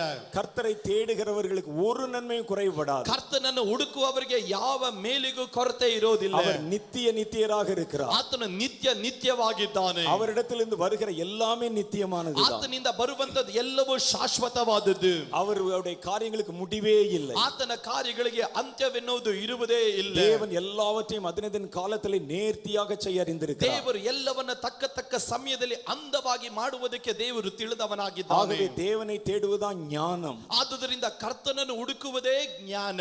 தேவனை தெரிந்து கொள்வதுதான் உங்களுக்கு ஒரு பூரண பாதுகாப்பு. ಕರ್ತನನ್ನೇ ಹುಡುಕುವುದೇ ನಿನಗೆ ಪರಿಪೂರ್ಣವಾದ ಸಂರಕ್ಷಣೆ. உங்கள் பிள்ளைகளுக்கு தேவனை கொடுப்பதுதான் நீங்கள் உங்கள் பிள்ளைகளுக்கு செய்யும் நல்ல ஆசீர்வாதம். ನಿಮ್ಮ ಮಕ್ಕಳಿಗೆ ದೇವರನ್ನೇ ಕೊಡುವಂತದ್ದು ನಿಮ್ಮ ಅವರ ಜೀವನದಲ್ಲಿ ಒಂದು ದೊಡ್ಡ ಆಶೀರ್ವಾದ. உங்கள் பிள்ளைகளுக்கு நீங்கள் இயேசுவை சொல்லிக் கொடுக்கவில்லையானால் நீங்கள் அவர்களுக்கு செய்கிறது துரோகம். ನಿಮ್ಮ ಮಕ್ಕಳಿಗೆ ಯೇಸುವಿನ ಕುರಿತಾಗಿ ನೀವು ಕಲಿಸಿಕೊಡದೆ ಹೋದ್ರೆ ನೀವು ನಿಮ್ಮ ಮಕ್ಕಳಿಗೆ ಮಾಡ್ತಿರುವ ದ್ರೋಹ ಅದು. ஆகவே முதலாவது தேவனுடைய ராஜ்யத்தையும் அவருடைய நீதியையும் தேடுங்கள். ಆದುದರಿಂದ ಮೊದಲನೇದಾಗಿ ದೇವರ ರಾಜ್ಯವನ್ನ ದೇವರ ನೀತಿಯನ್ನ ನೀವು ಹುಡುಕಿರಿ. அது உங்களை எப்பொழுதும் கைவிடாமல் அது காப்பாற்றும். ಅದು ಯಾವಾಗಲೂ ನಿಮ್ಮನ್ನು ಕೈ ಬಿಡದಂತೆ ಎಂದೆಂದಿಗೂ ನಿಮ್ಮನ್ನು ಕಾಪಾಡುತ್ತದೆ. வருகிற ஒவ்வொரு நாட்களிலும் தேவன் வித்தியாசமாய் உங்களிடத்தில் பேச போகிறார். ಇನ್ನು ಬರಲಿಕ್ಕೆ ಹೋಗುವಂತ ಮುಂದಿನ ದಿವಸಗಳಲ್ಲಿ ವ್ಯತ್ಯಾಸಕರವಾಗಿ ದೇವರು ನಿಮ್ಮ ಬಳಿಯಲ್ಲಿ ಮಾತನಾಡುತ್ತಾನೆ. எந்த கூட்டத்தை எந்த நேரத்தை மிஸ் பண்ணிராதீங்க. ಯಾವ ಕೂಟವನ್ನ ಯಾವ ಸಮಯದಲ್ಲಾದರೂ ನೀವು ಬರದೇ ಇರಬಾರದು. உங்களுக்கு முடியுமானால் நல்ல லீவு போட்டுட்டு இந்த நாட்கள் முழுவதும் கர்த்தருடைய பாதத்திலே காத்திருங்க. ನಿಮಗೆ ಸಾಧ್ಯವಾದರೆ ನೀವು ರಜೆಯನ್ನು ಹಾಕಿ ಸಂಪೂರ್ಣವಾಗಿ ಕರ್ತನ ಪಾದಪೀಠದಲ್ಲಿ ನೀವು ಕಾದಿರ್ರಿ. கர்த்தர் எந்த நேரத்தில் உங்களிடத்தில் இடைப்பட்டு பேசலாம். ಕರ್ತನ ಯಾವ ಸಮಯದಲ್ಲಾದರೂ ನಿಮ್ಮ ಬಳಿಯಲ್ಲಿ ಆತನು ಮಾತನಾಡುತ್ತಾನೆ. கர்த்தர் யார் மூலமாகவும் பேசலாம். ದೇವರು ಯಾರ ಮುಖಾಂತರವಾಗಿಯೂ ದೇವರು ಮಾತನಾಡಬಹುದು. ஒரு நிகழ்ச்சியில எந்த நேரத்தில் வேண்டுமானாலும் கர்த்தர் பேசலாம். ದೇವರು ಈ ಸಮಯದಲ್ಲಿ ಯಾವ ಕ್ಷಣದಲ್ಲಿ ಬೇಕಾದರೂ ದೇವರು ನಿಮ್ಮ ಬಳಿಯಲ್ಲಿ ஒரு ಮಾತನಾಡಬಹುದು. ஜெப நேரத்திலே பேசலாம். ಒಂದು ಪ್ರಾರ್ಥನೆಯ ಸಮಯದಲ್ಲಿ ஒரு ಮಾತಾಡಬಹುದು. செய்தி நேரத்திலே ಒಂದು பேசலாம். ಸಂದೇಶದ ಸಮಯದಲ್ಲಿ ಮಾತಾಡಬಹುದು. ஒரு ஆராதனை வேளையில கர்த்தர் பேசலாம். ಒಂದು ಆರಾಧನೆಯ ಸಮಯದಲ್ಲಿ ದೇವರು ಮಾತಾಡಬಹುದು. ஒரு காணிக்கை நேரத்துல கூட கர்த்தர் ಒಂದು பேசலாம். ಕಾಣಿಕೆ ಸಮಯದಲ್ಲೂ ದೇವರು ಮಾತಾಡಬಹುದು. ஒரு அனௌன்ஸ்மென்ட் நேரத்துல கூட கர்த்தர் ಈ பேசலாம். ಅನೌನ್ಸ್ಮೆಂಟ್ ಸಮಯಗಳಲ್ಲೂ ಸಹ ಕರ್ತನು ಮಾತಾಡಬಹುದು. அதனால நீங்கள் தேவனை தேடுங்கள். ಆದುದರಿಂದ ಕರ್ತನನ್ನು ನೀವು ಹುಡುಕಿರಿ. அது உங்களுக்கு நன்மையை உண்டாக்கும். ಅದು ನಿಮಗೆ ಆಶೀರ್ವಾದವನ್ನು ಕರ್ತರುತ್ತದೆ. தேவன் உங்களிடத்தில் இடைவிடாமல் பேசுவதாக வாக்குத்தத்தம் பண்ணி இருக்கிறார். ದೇವರು ನಿಮ್ಮ ಮಧ್ಯದಲ್ಲಿ ಎಡಬಿಡದೆ ಮಾತನಾಡುತ್ತೇನೆ ಎಂದು ದೇವರು ವಾಗ್ದಾನ ಮಾಡಿದ್ದಾನೆ. அதை பிரயோஜனப்படுத்திக் கொள்ளுகிறவன் பாக்கியவான். ಅದನ್ನು ಉಪಯೋಗಿಸಿಕೊಳ್ಳುವಂತ ವ್ಯಕ್ತಿ ಅವನು ಧನ್ಯನು. கர்த்தர் மகிமையான காரியங்கள் இந்த சபையை கொண்டு செய்ய வைப்பதற்காக கர்த்தர் காலையில நிறைய காரியத்தை பேசினார். ಕರ್ತನು ಮಹಿಮೆಕರವಾಗಿ ಸಭೆಯ ಮುಖಾಂತರವಾಗಿ ಅನೇಕ ಕಾರ್ಯಗಳನ್ನು ಮಾಡುತ್ತಾನೆ ಎಂದು ಕರ್ತನು ಬೆಳಗಿನ ಜಾವದಲ್ಲಿ ಮಾತನಾಡಿದನು. நீங்கள் எல்லாரும் குடும்பமாக பங்கு பெற வேண்டும். ನೀವೆಲ್ಲರೂ ಅದರಲ್ಲಿ ಕುಟುಂಬವಾಗಿ ಪಾಲ್ಗಾರರಾಗಬೇಕು. இன்றைக்கும் நம்ம தொடர்ந்து தேவனுடைய வார்த்தைகளை கேட்க போகிறோம். ಇನ್ನು ಮುಂದೆ ನಾವು ದೇವರ ವಾಕ್ಯವನ್ನು ಕೇಳಲಿಕ್ಕೆ ಹೋಗುತ್ತೇವೆ. நடக்கிற கூட்டங்களை பார்க்கும் பொழுது, ಈ ನಡೆಯುವ ಕೂಟಗಳನ್ನು ನೋಡಿದಾಗ, தேவன் மகிமையாய் உங்கள் நடுவில் இறங்கி வருவதை பார்க்கும் பொழுது, ದೇವರು ಮಹಿಮೆಯಾಗಿ ನಿಮ್ಮ ಮಧ್ಯದಲ್ಲಿ ಇಳಿದು ಬರುವುದನ್ನು ನೋಡಿದಾಗ, ನಾನು இந்த 21 நாள் முடிகிற வரைக்கும் இங்கே ಇருந்து விடலாமா என்று தோன்றுகிறது. ನನಗೂ 21 ದಿವಸ ಇಲ್ಲೇ ಇದು ಬಿಡೋಣವಾ ಅಂತ ನನಗೆ ಅನಿಸ್ತಾ ಇದೆ. தேவனுடைய பிரசன்னத்தினுடைய ஸ்பெஷாலிட்டி அதான். ದೇವರ ಸಾನ್ನಿಧ್ಯದ ವಿಶೇಷತೆ ಅದೇ ಆಗಿದೆ. தேவனுடைய மகிமையை பார்த்து விட்டால் அங்கே இருந்து விடலாம் என்று தோன்றும். ದೇವರ ಮಹಿಮೆಯನ್ನು ನೋಡಿದ್ರೆ ಅಲ್ಲೇ ಇದ್ದು ಬಿಡೋಣ ಎಂದು ಅನಿಸುತ್ತದೆ. அங்கே இயேசு கிறிஸ்து தம்முடைய சீடர்களை அழைத்து மறுரூப மலையில ஏறினார். ಯೇಸು ಸ್ವಾಮಿ ತನ್ನ ಶಿಷ್ಯರನ್ನು ಕರೆದುಕೊಂಡು ಮರುರೂಪದ ಬೆಟ್ಟಕ್ಕೆ ಹತ್ತಿದನು. ஏதோ பேச கூப்பிட்டு கொண்டு போகிறார் என்று நினைத்துத்தான் அவர்கள் போனாங்க. ಏನೋ ಮಾತನಾಡುವುದಕ್ಕೆ ಕರ್ಕೊಂಡು ಹೋಗುತ್ತಾ ಇದ್ದಾರೆ ಎಂದು ಭಾವಿಸಿಕೊಂಡು ಅವರು ಬೆಟ್ಟವನ್ನು ಹತ್ತಿದರು. திடீரென்று அங்கே ஒரு அற்புதமான நிகழ்ச்சி நடந்தது. ತಕ್ಷಣವಾಗಿ ಅಲ್ಲಿ ಅದ್ಭುತಕರವಾದಂತ ಒಂದು ದೃಶ್ಯ ನಡೆಯಿತು. வானத்திலிருந்து ஒரு பெரிய வெளிச்சம், ಆಕಾಶದಿಂದ ಒಂದು ದೊಡ್ಡ ಬೆಳಕು. இயேசுநாதர் போட்டிருந்த Dress ಸೂರ್ಯனை போல பிரகாசித்தது. ಯೇಸು ಸ್ವಾಮಿ ಹಾಕಿಕೊಂಡಂತ ವಸ್ತ್ರ ಸೂರ್ಯನ ಹಾಗೆ ಪ್ರಕಾಶಿಸಿತು. அவருடைய சீஷர்களுக்கு ஆச்சரியம். ಅವರ ಶಿಷ್ಯರಿಗೆ ಬಹಳ ಆಶ್ಚರ್ಯ. இயேசு ஒரே ஒரு Dress தான் போட்டிருந்தார் கடைசி வரைக்கும். ಯೇಸು ಸ್ವಾಮಿ ಕಡೆಯವರೆಗೂ ಒಂದೇ ಒಂದು ವಸ್ತ್ರವನ್ನು ಅಲ್ವಾ ಹಾಕಿಕೊಂಡಿದ್ದು. எப்படி இவ்வளவு வெண்மையாக மாறுகிறது? ಯಾವ ರೀತಿಯಲ್ಲಿ ಇದು ಇಷ್ಟು ಬೆಳ್ಳಗಾಗಿ ಮಾರ್ಪಟ್ಟಿತು? லைட் மாதிரி வந்தது. ಅದು ಬೆಳಕಿನ ಹಾಗೆ ಬಂದಿತ್ತು. திடீரென்று பக்கத்துல ದಿಢೀರಂತ ಪಕ್ಕದಲ್ಲಿ தேவனுடைய பரிசுத்தவான்கள் 2 பேர் வந்து நிக்கிறாங்க. ದೇವರ ಪರಿಶುದ್ಧರಾಗಿರುವಂತ 2 ವ್ಯಕ್ತಿಗಳು ಬಂದು ನಿಂತಿದ್ದಾರೆ. மோசே எலியா வந்து நிக்கிறாங்க. ಮೋಶೆ ಮತ್ತು ಎಲಿಯನು ಬಂದು ನಿಂತಿದ್ದಾನೆ. இயேசுவிடத்தில் ஏதோ ஒரு முக்கியமான காரியத்தை குறித்து டிஸ்கஸ் பண்றாங்க. ಯೇಸುವಿನ ಬಳಿಯಲ್ಲಿ ಏನೋ ಪ್ರಾಮುಖ್ಯವಾದ ಒಂದು ಸಂಗತಿಯನ್ನ ಮಾತನಾಡುತ್ತಾ ಇದ್ದಾರೆ. அவருடைய சீஷர்களுக்கு ஆச்சரியம். ಅವರ ಶಿಷ್ಯರಿಗೆ ಒಂದು ಆಶ್ಚರ್ಯ. நம்ம மிக உயர்வாய் நினைக்கிற மோசே, ನಾವು ಬಹಳ ಉನ್ನತವಾಗಿ ನೆನೆಸುವ ಮೋಶೆ இயேசுவிடத்தில் ஒரு வேலைக்காரன் மாதிரி என்று பேசிக் கொண்டிருக்கிறார். ಯೇಸುವಿನ ಬಳಿಯಲ್ಲಿ ಒಂದು ಸೇವಕನಾಗಿ ಮಾತನಾಡುತ್ತಾ ಇದ್ದಾನೆ. ಯೇಸು இவ்வளவு பெரியவர் என்று நாம் நினைத்ததில்லை. ಯೇಸುವನ್ನ ಇಷ್ಟು ದೊಡ್ಡವರು ಎಂದು ನಾವು ಭಾವಿಸಿಕೊಳ್ಳಲಿಲ್ಲ. அந்த மகிமை அந்த இடத்துல நிறைந்திருந்தது. ಆ ಮಹಿಮೆ ಆ ಸ್ಥಳವನ್ನು ಆವರಿಸಿತು. அது அந்த மகிமை கர்த்தர் பேசி முடித்த உடனே அந்த மகிமை அந்த இடத்தை விட்டு விலகிட்டு, ಆ ಮಹಿಮೆಯೊಟ್ಟಿಗೆ ದೇವರು ಮಾತನಾಡಿದ ನಂತರವಾಗಿ ಆ ಮಹಿಮೆ ಅವರನ್ನು ಬಿಟ್ಟು ಹೋಯಿತು. சீஷர்கள் வந்து இயேசுவிடத்தில் மெல்ல ஒரு பிளான் சொன்னாங்க. ಶಿಷ್ಯರು ಯೇಸು ಸ್ವಾಮಿ ಹತ್ರ ಬಂದು ನಿಧಾನವಾಗಿ ಒಂದು ಆಲೋಚನೆಯನ್ನು ಹೇಳಿದರು. 50 சதுரத்துல ஒரு கட்டடத்தை கட்டினா நல்லா இருக்கும். ನಾವು 50 ಚದರದ ಅಡಿಯಲ್ಲಿ ನಾವು ಒಂದು ಕಟ್ಟಡವನ್ನು ಕಟ್ಟಿದರೆ ಬಹಳ ಉತ್ತಮವಾಗಿರುತ್ತದೆ. அவர்கள் இந்த காலத்தில் இருந்த ஊழியக்காரர்கள் அல்ல. ಅವರು ಇವತ್ತಿನ ಕಾಲದಲ್ಲಿ ಇದ್ದ ಸೇವಕರು ಆಗಿರಲಿಲ್ಲ. அதனால அவங்க அந்த காலத்துல பேசுற மாதிரி பேசினாங்க. ಅವರು ಅವತ್ತಿನ ಕಾಲದಲ್ಲಿ ಮಾತನಾಡುವ ಹಾಗೆ ಮಾತನಾಡಿದರು. ஆண்டவரே உங்களுக்கு ஒரு கூடாரம், ಕರ್ತನೇ ನಿನಗೊಂದು ಪರ್ಣಶಾಲೆ, மோசேக்கு ஒரு கூடாரம், ಮೋಶೆಗೊಂದು ಪರ್ಣಶಾಲೆ, எலியாவுக்கு ஒரு கூடாரம், ಎಲಿಯನಿಗೊಂದು ಪರ್ಣಶಾಲೆ, எங்களுக்கு ஒரு கூடாரம், ನಮಗೊಂದು ಗೂಡಾರ, இங்கேயே தங்கி விடுவோம் என்றார். ಇಲ್ಲೇ ವಾಸ ಮಾಡಿ ಬಿಡೋಣ. தேவனுடைய மகிமையை பார்த்தா எல்லாரும் அப்படிதான் சொல்லுவோம். ದೇವರ ಮಹಿಮೆಯನ್ನು ನೋಡಿದ್ರೆ ಎಲ್ಲರೂ ಅದನ್ನೇ ಹೇಳೋದು. நாம் இப்படியே செத்து விட்டால் நன்றாயிருக்கும். ನಾವು ಈಗಲೇ ನಾವು ಸತ್ತು ಹೋದ್ರೂ ಪರವಾಗಿಲ್ಲ, இங்கேயே இருந்து விட்டால் நல்லா இருக்கும். ಇಲ್ಲೇ ಇದ್ರೂ ಚೆನ್ನಾಗಿರುತ್ತದೆ. காலையில நான் கூட அப்படித்தான் நினைச்சேன். ಈ ಬೆಳಗಿನ ಜಾವದಲ್ಲಿ ನಾನು ಅದೇ ರೀತಿ ಚಿಂತೆ ಮಾಡಿದೆ. பேசாம 21 நாள் இந்த சர்ச்சிலே உட்கார்ந்திரலாமே, ಮಾತಾಡದೆ ಸುಮ್ಮನೆ 21 ದಿವಸ ಈ ಚರ್ಚಲ್ಲಿ ಕುತ್ಕೋಬಿಡೋಣ ಅಂತ.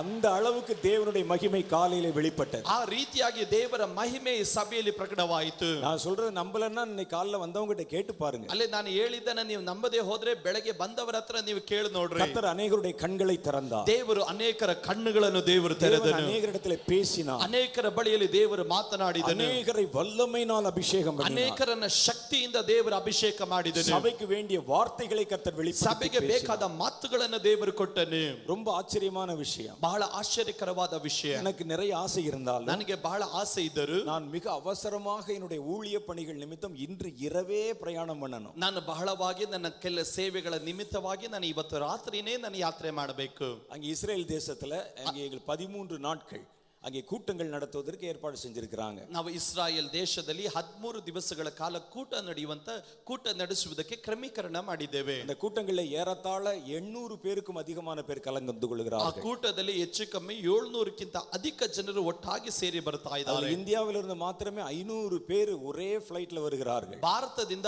500 ಜನರು ಒಂದೇ ವಿಮಾನದಲ್ಲಿ ಅವರು ಬರ್ತಾ ಇದ್ದಾರೆ. அந்த விமானம் எப்போதும் போகிற சாதாரண ಫ್ಲೈಟ್ கிடையாது. ಅದು ಆ ವಿಮಾನ ಯಾವಾಗಲೂ ಹಾರುವಂತ ಒಂದು ಸಾಧಾರಣವಾದ ವಿಮಾನ ಅಲ್ಲ.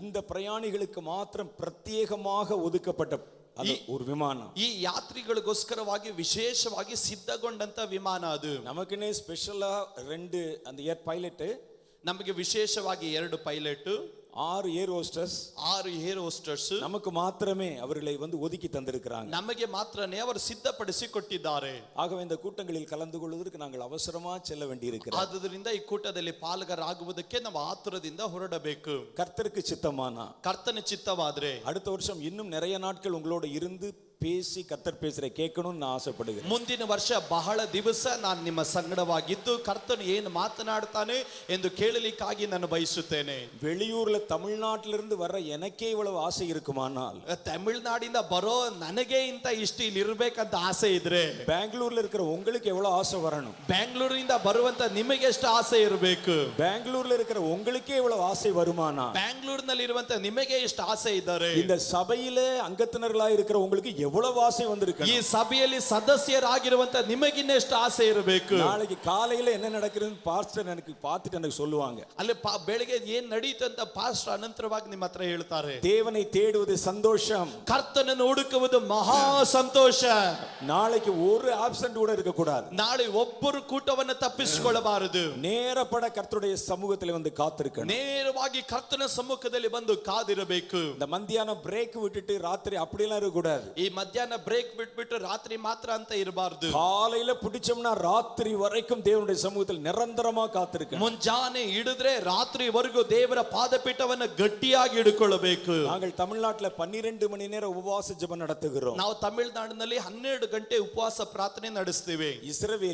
ಇಸ್ರಾಯೇಲಲ್ಲಿ அந்த புதிய எருசலேம் பட்டணத்துல 12 மணி நேரம் உபவாச ஜெபம் வருகிற மாசம் இருக்கிறது. ಯೆರೂಸಲೇಮ್ ಪಟ್ಟಣದಲ್ಲಿ ಮುಂದಿನ ತಿಂಗಳು 12 ಗಂಟೆ ಉಪವಾಸ ಪ್ರಾರ್ಥನೆ ಉಂಟು. கர்த்தர் ஒரு முறை பேசினார். ಕರ್ತನು ಒಂದು ಸಾರಿ ಮಾತನಾಡಿದರು, தேசத்தை ஜெபத்தினால நிரப்புங்க, ಈ ದೇಶವನ್ನ ಪ್ರಾರ್ಥನೆಯಿಂದ ತುಂಬಿರಿ. உடனே நாங்கள் எல்லாம் உட்கார்ந்து ஒரு தீர்மானம் செய்தோம். ತಕ್ಷಣವಾಗಿ ನಾವೆಲ್ಲರೂ ಒಂದು ತೀರ್ಮಾನ ಮಾಡಿದೆವು. நான் சகோதரர் மோன் சிலாசர்ஸ் மற்றும் சிலர், ನಾನು ಮತ್ತು ಸಹೋದರ ಮೋನ್ ಸಿಲಾಜಸ್ ಅಂಕಲ್ ಅವರು ಎಲ್ಲರೂ ಸೇರಿ கர்த்தர் தேசத்தை ஜெபத்தினால் நிரப்ப சொல்லி இருக்கிறார். ಕರ್ತನು ದೇಶವನ್ನ ಪ್ರಾರ್ಥನೆಯಿಂದ ತುಂಬಲಿಕ್ಕೆ ಹೇಳಿದ್ದಾನೆ. என்ன செய்யலாம் என்று பேசினோம்.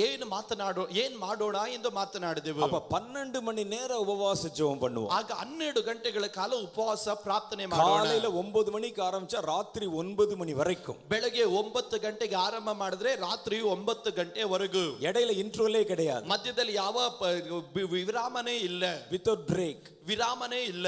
தொடர்ந்து ஜெபம் நடந்து கொண்டே இருக்கும். ಮುಂದುವರಿಯುತ್ತನೇ ಇರುತ್ತದೆ ಪ್ರಾರ್ಥನೆ. இது நாங்கள் அங்கே உட்கார்ந்து அந்த காரியத்தை குறித்து சில ஒழுங்குகளை பற்றி பேசின பொழுது, ನಾವು ಅಲ್ಲಿನ ಸಿದ್ಧತೆಗಳ ಕುರಿತಾಗಿ ಕುಳಿತುಕೊಂಡು ನಾವು ಮಾತನಾಡಿದಾಗ, எல்லா இடத்துலயுமே ஒரு கூட்டம் இருப்பாங்க, ஒரு கமிட்டி என்று பெயர் அதற்கு. ಎಲ್ಲ ಕಡೆ ಒಂದು ಗುಂಪು ಇರ್ತಾರೆ, ಅವರಿಗೆ ಕಮಿಟಿ ಎಂದು ಅವರಿಗೆ ಹೆಸರು.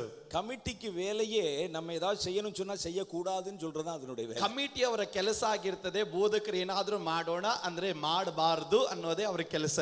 அதுல சிலர் எழுந்து சொன்னாங்க, ಅದ್ರಲ್ಲಿ ಕೆಲವರು ಎದ್ದು ಹೇಳಿದ್ರು, 3 மணி நேரம் தொடர்ந்து ஜெபம் பண்றதே கஷ்டம். 3 ಗಂಟೆ ನಿರಂತರವಾಗಿ ಪ್ರಾರ್ಥನೆ ಮಾಡೋದೇ ಕಷ್ಟ. இயேசுவை சிலுவையில் அறைந்ததாக சொல்லப்படும் பெரிய வெள்ளிக்கிழமையில 3 மணி நேர ஜெப ஆராதனை சபைகளில் வைப்பாங்க. ಅಲ್ಲಿ ಯೇಸು ಸ್ವಾಮಿ ಆತನ ಶಿಲುಬೆಯಲ್ಲಿ ಜಜ್ಜಲ್ಪಟ್ಟನು ಎಂದು ಆತನ ನೆನಪಿಗೋಸ್ಕರವಾಗಿ ಸ್ಮರಣೆಯಾಗಿ 3 ಗಂಟೆಗಳ ಕಾಲ ಪ್ರಾರ್ಥನೆಯನ್ನು ಇಡುತ್ತಾರೆ. 3 மணி நேரம் சர்ச்சில் உட்கார்ந்து இருப்பது அந்த நாட்களிலே நரக வேதனையாக இருக்கும். 3 ಗಂಟೆಗಳ ಕಾಲ ನಿರಂತರವಾಗಿ ಸಭೆಯಲ್ಲಿ ಕುತ್ಕೊಳ್ಳೋದು ವಿಶ್ವಾಸಿಗಳಿಗೆ ನರಕ ಯಾತನೆಯಾಗಿರುತ್ತದೆ. நான் ஒரு இது மாதிரி ஒரு சாதாரண ஆர்த்தடாக்ஸ் சபையை சேர்ந்தவன். ನಾನು ಈ ರೀತಿ ಒಂದು ಸಾಧಾರಣವಾದ ಆರ್ಥೋಡಾಕ್ಸ್ ಸಭೆಗೆ ಸೇರಲ್ಪಟ್ಟವನು. எங்க சபையில 3 மணி நேரம் அப்படி ஜெபம் வைப்பாங்க. ನಮ್ಮ ಸಭೆಯಲ್ಲಿ 3:30 ಗಂಟೆ ಪ್ರಾರ್ಥನೆ ಇಡ್ತಾರೆ. என்னுடைய தகப்பனார் சொல்லுவாரு, ನಮ್ಮ ತಂದೆಯವರು ಹೇಳ್ತಾರೆ, நீ 3 மணி நேரம் ஜெபத்துல இருக்கணும்டா, ನೀನು 3:30 ಗಂಟೆ ಪ್ರಾರ್ಥನೆಯಲ್ಲಿ ಕುತ್ಕೋಬೇಕು. சாப்பிட வேண்டியெல்லாம் சாப்பிட்டுக்க, ಫಸ್ಟ್ ತಿನ್ನೋದೆಲ್ಲ ತಿನ್ಬಿಡು, நல்லா குடிக்க வேண்டியெல்லாம் ಕುಡಿச்சிரு, ಕುಡಿಯೋದೆಲ್ಲ ಮೊದಲೇ ಕುಡಿದು ಬಿಡು, இடையில விட மாட்டாங்கன்னு சொல்லுவாங்க. ಮಧ್ಯದಲ್ಲೆಲ್ಲ ನಿನ್ನನ್ನು ಬಿಡಲ್ಲ ಅಂತ ಹೇಳಿದ್ರು. எங்க சர்ச்சில் அந்த 3 மணி நேர தியான கூட்டம் நடக்கும் பொழுது, ನಮ್ಮ ಸಭೆಯಲ್ಲಿ 3:30 ಗಂಟೆ ಧ್ಯಾನ ಕೂಟ ನಡೆದಾಗ அங்கே வெளியே ஒரு பந்தல் போட்டு ಹೊರಗಡೆ ಒಂದು ಶಾಮಿನ ಹಾಕಿ அதுல மோர் கொடுப்பாங்க, ಅದರಲ್ಲಿ ಮೊಸರು, ಅದರಲ್ಲಿ ಪಾನಕ ಮಜ್ಜಿಗೆಯನ್ನು ಕೊಡುತ್ತಾರೆ. அதுக்கப்புறம் அங்கே குடிப்பதற்கு உண்டான குளிர்பானங்கள் வச்சிருப்பாங்க. ಅನಂತರವಾಗಿ ತಂಪು ಪಾನೀಯಗಳನ್ನು ಇಡುತ್ತಾರೆ.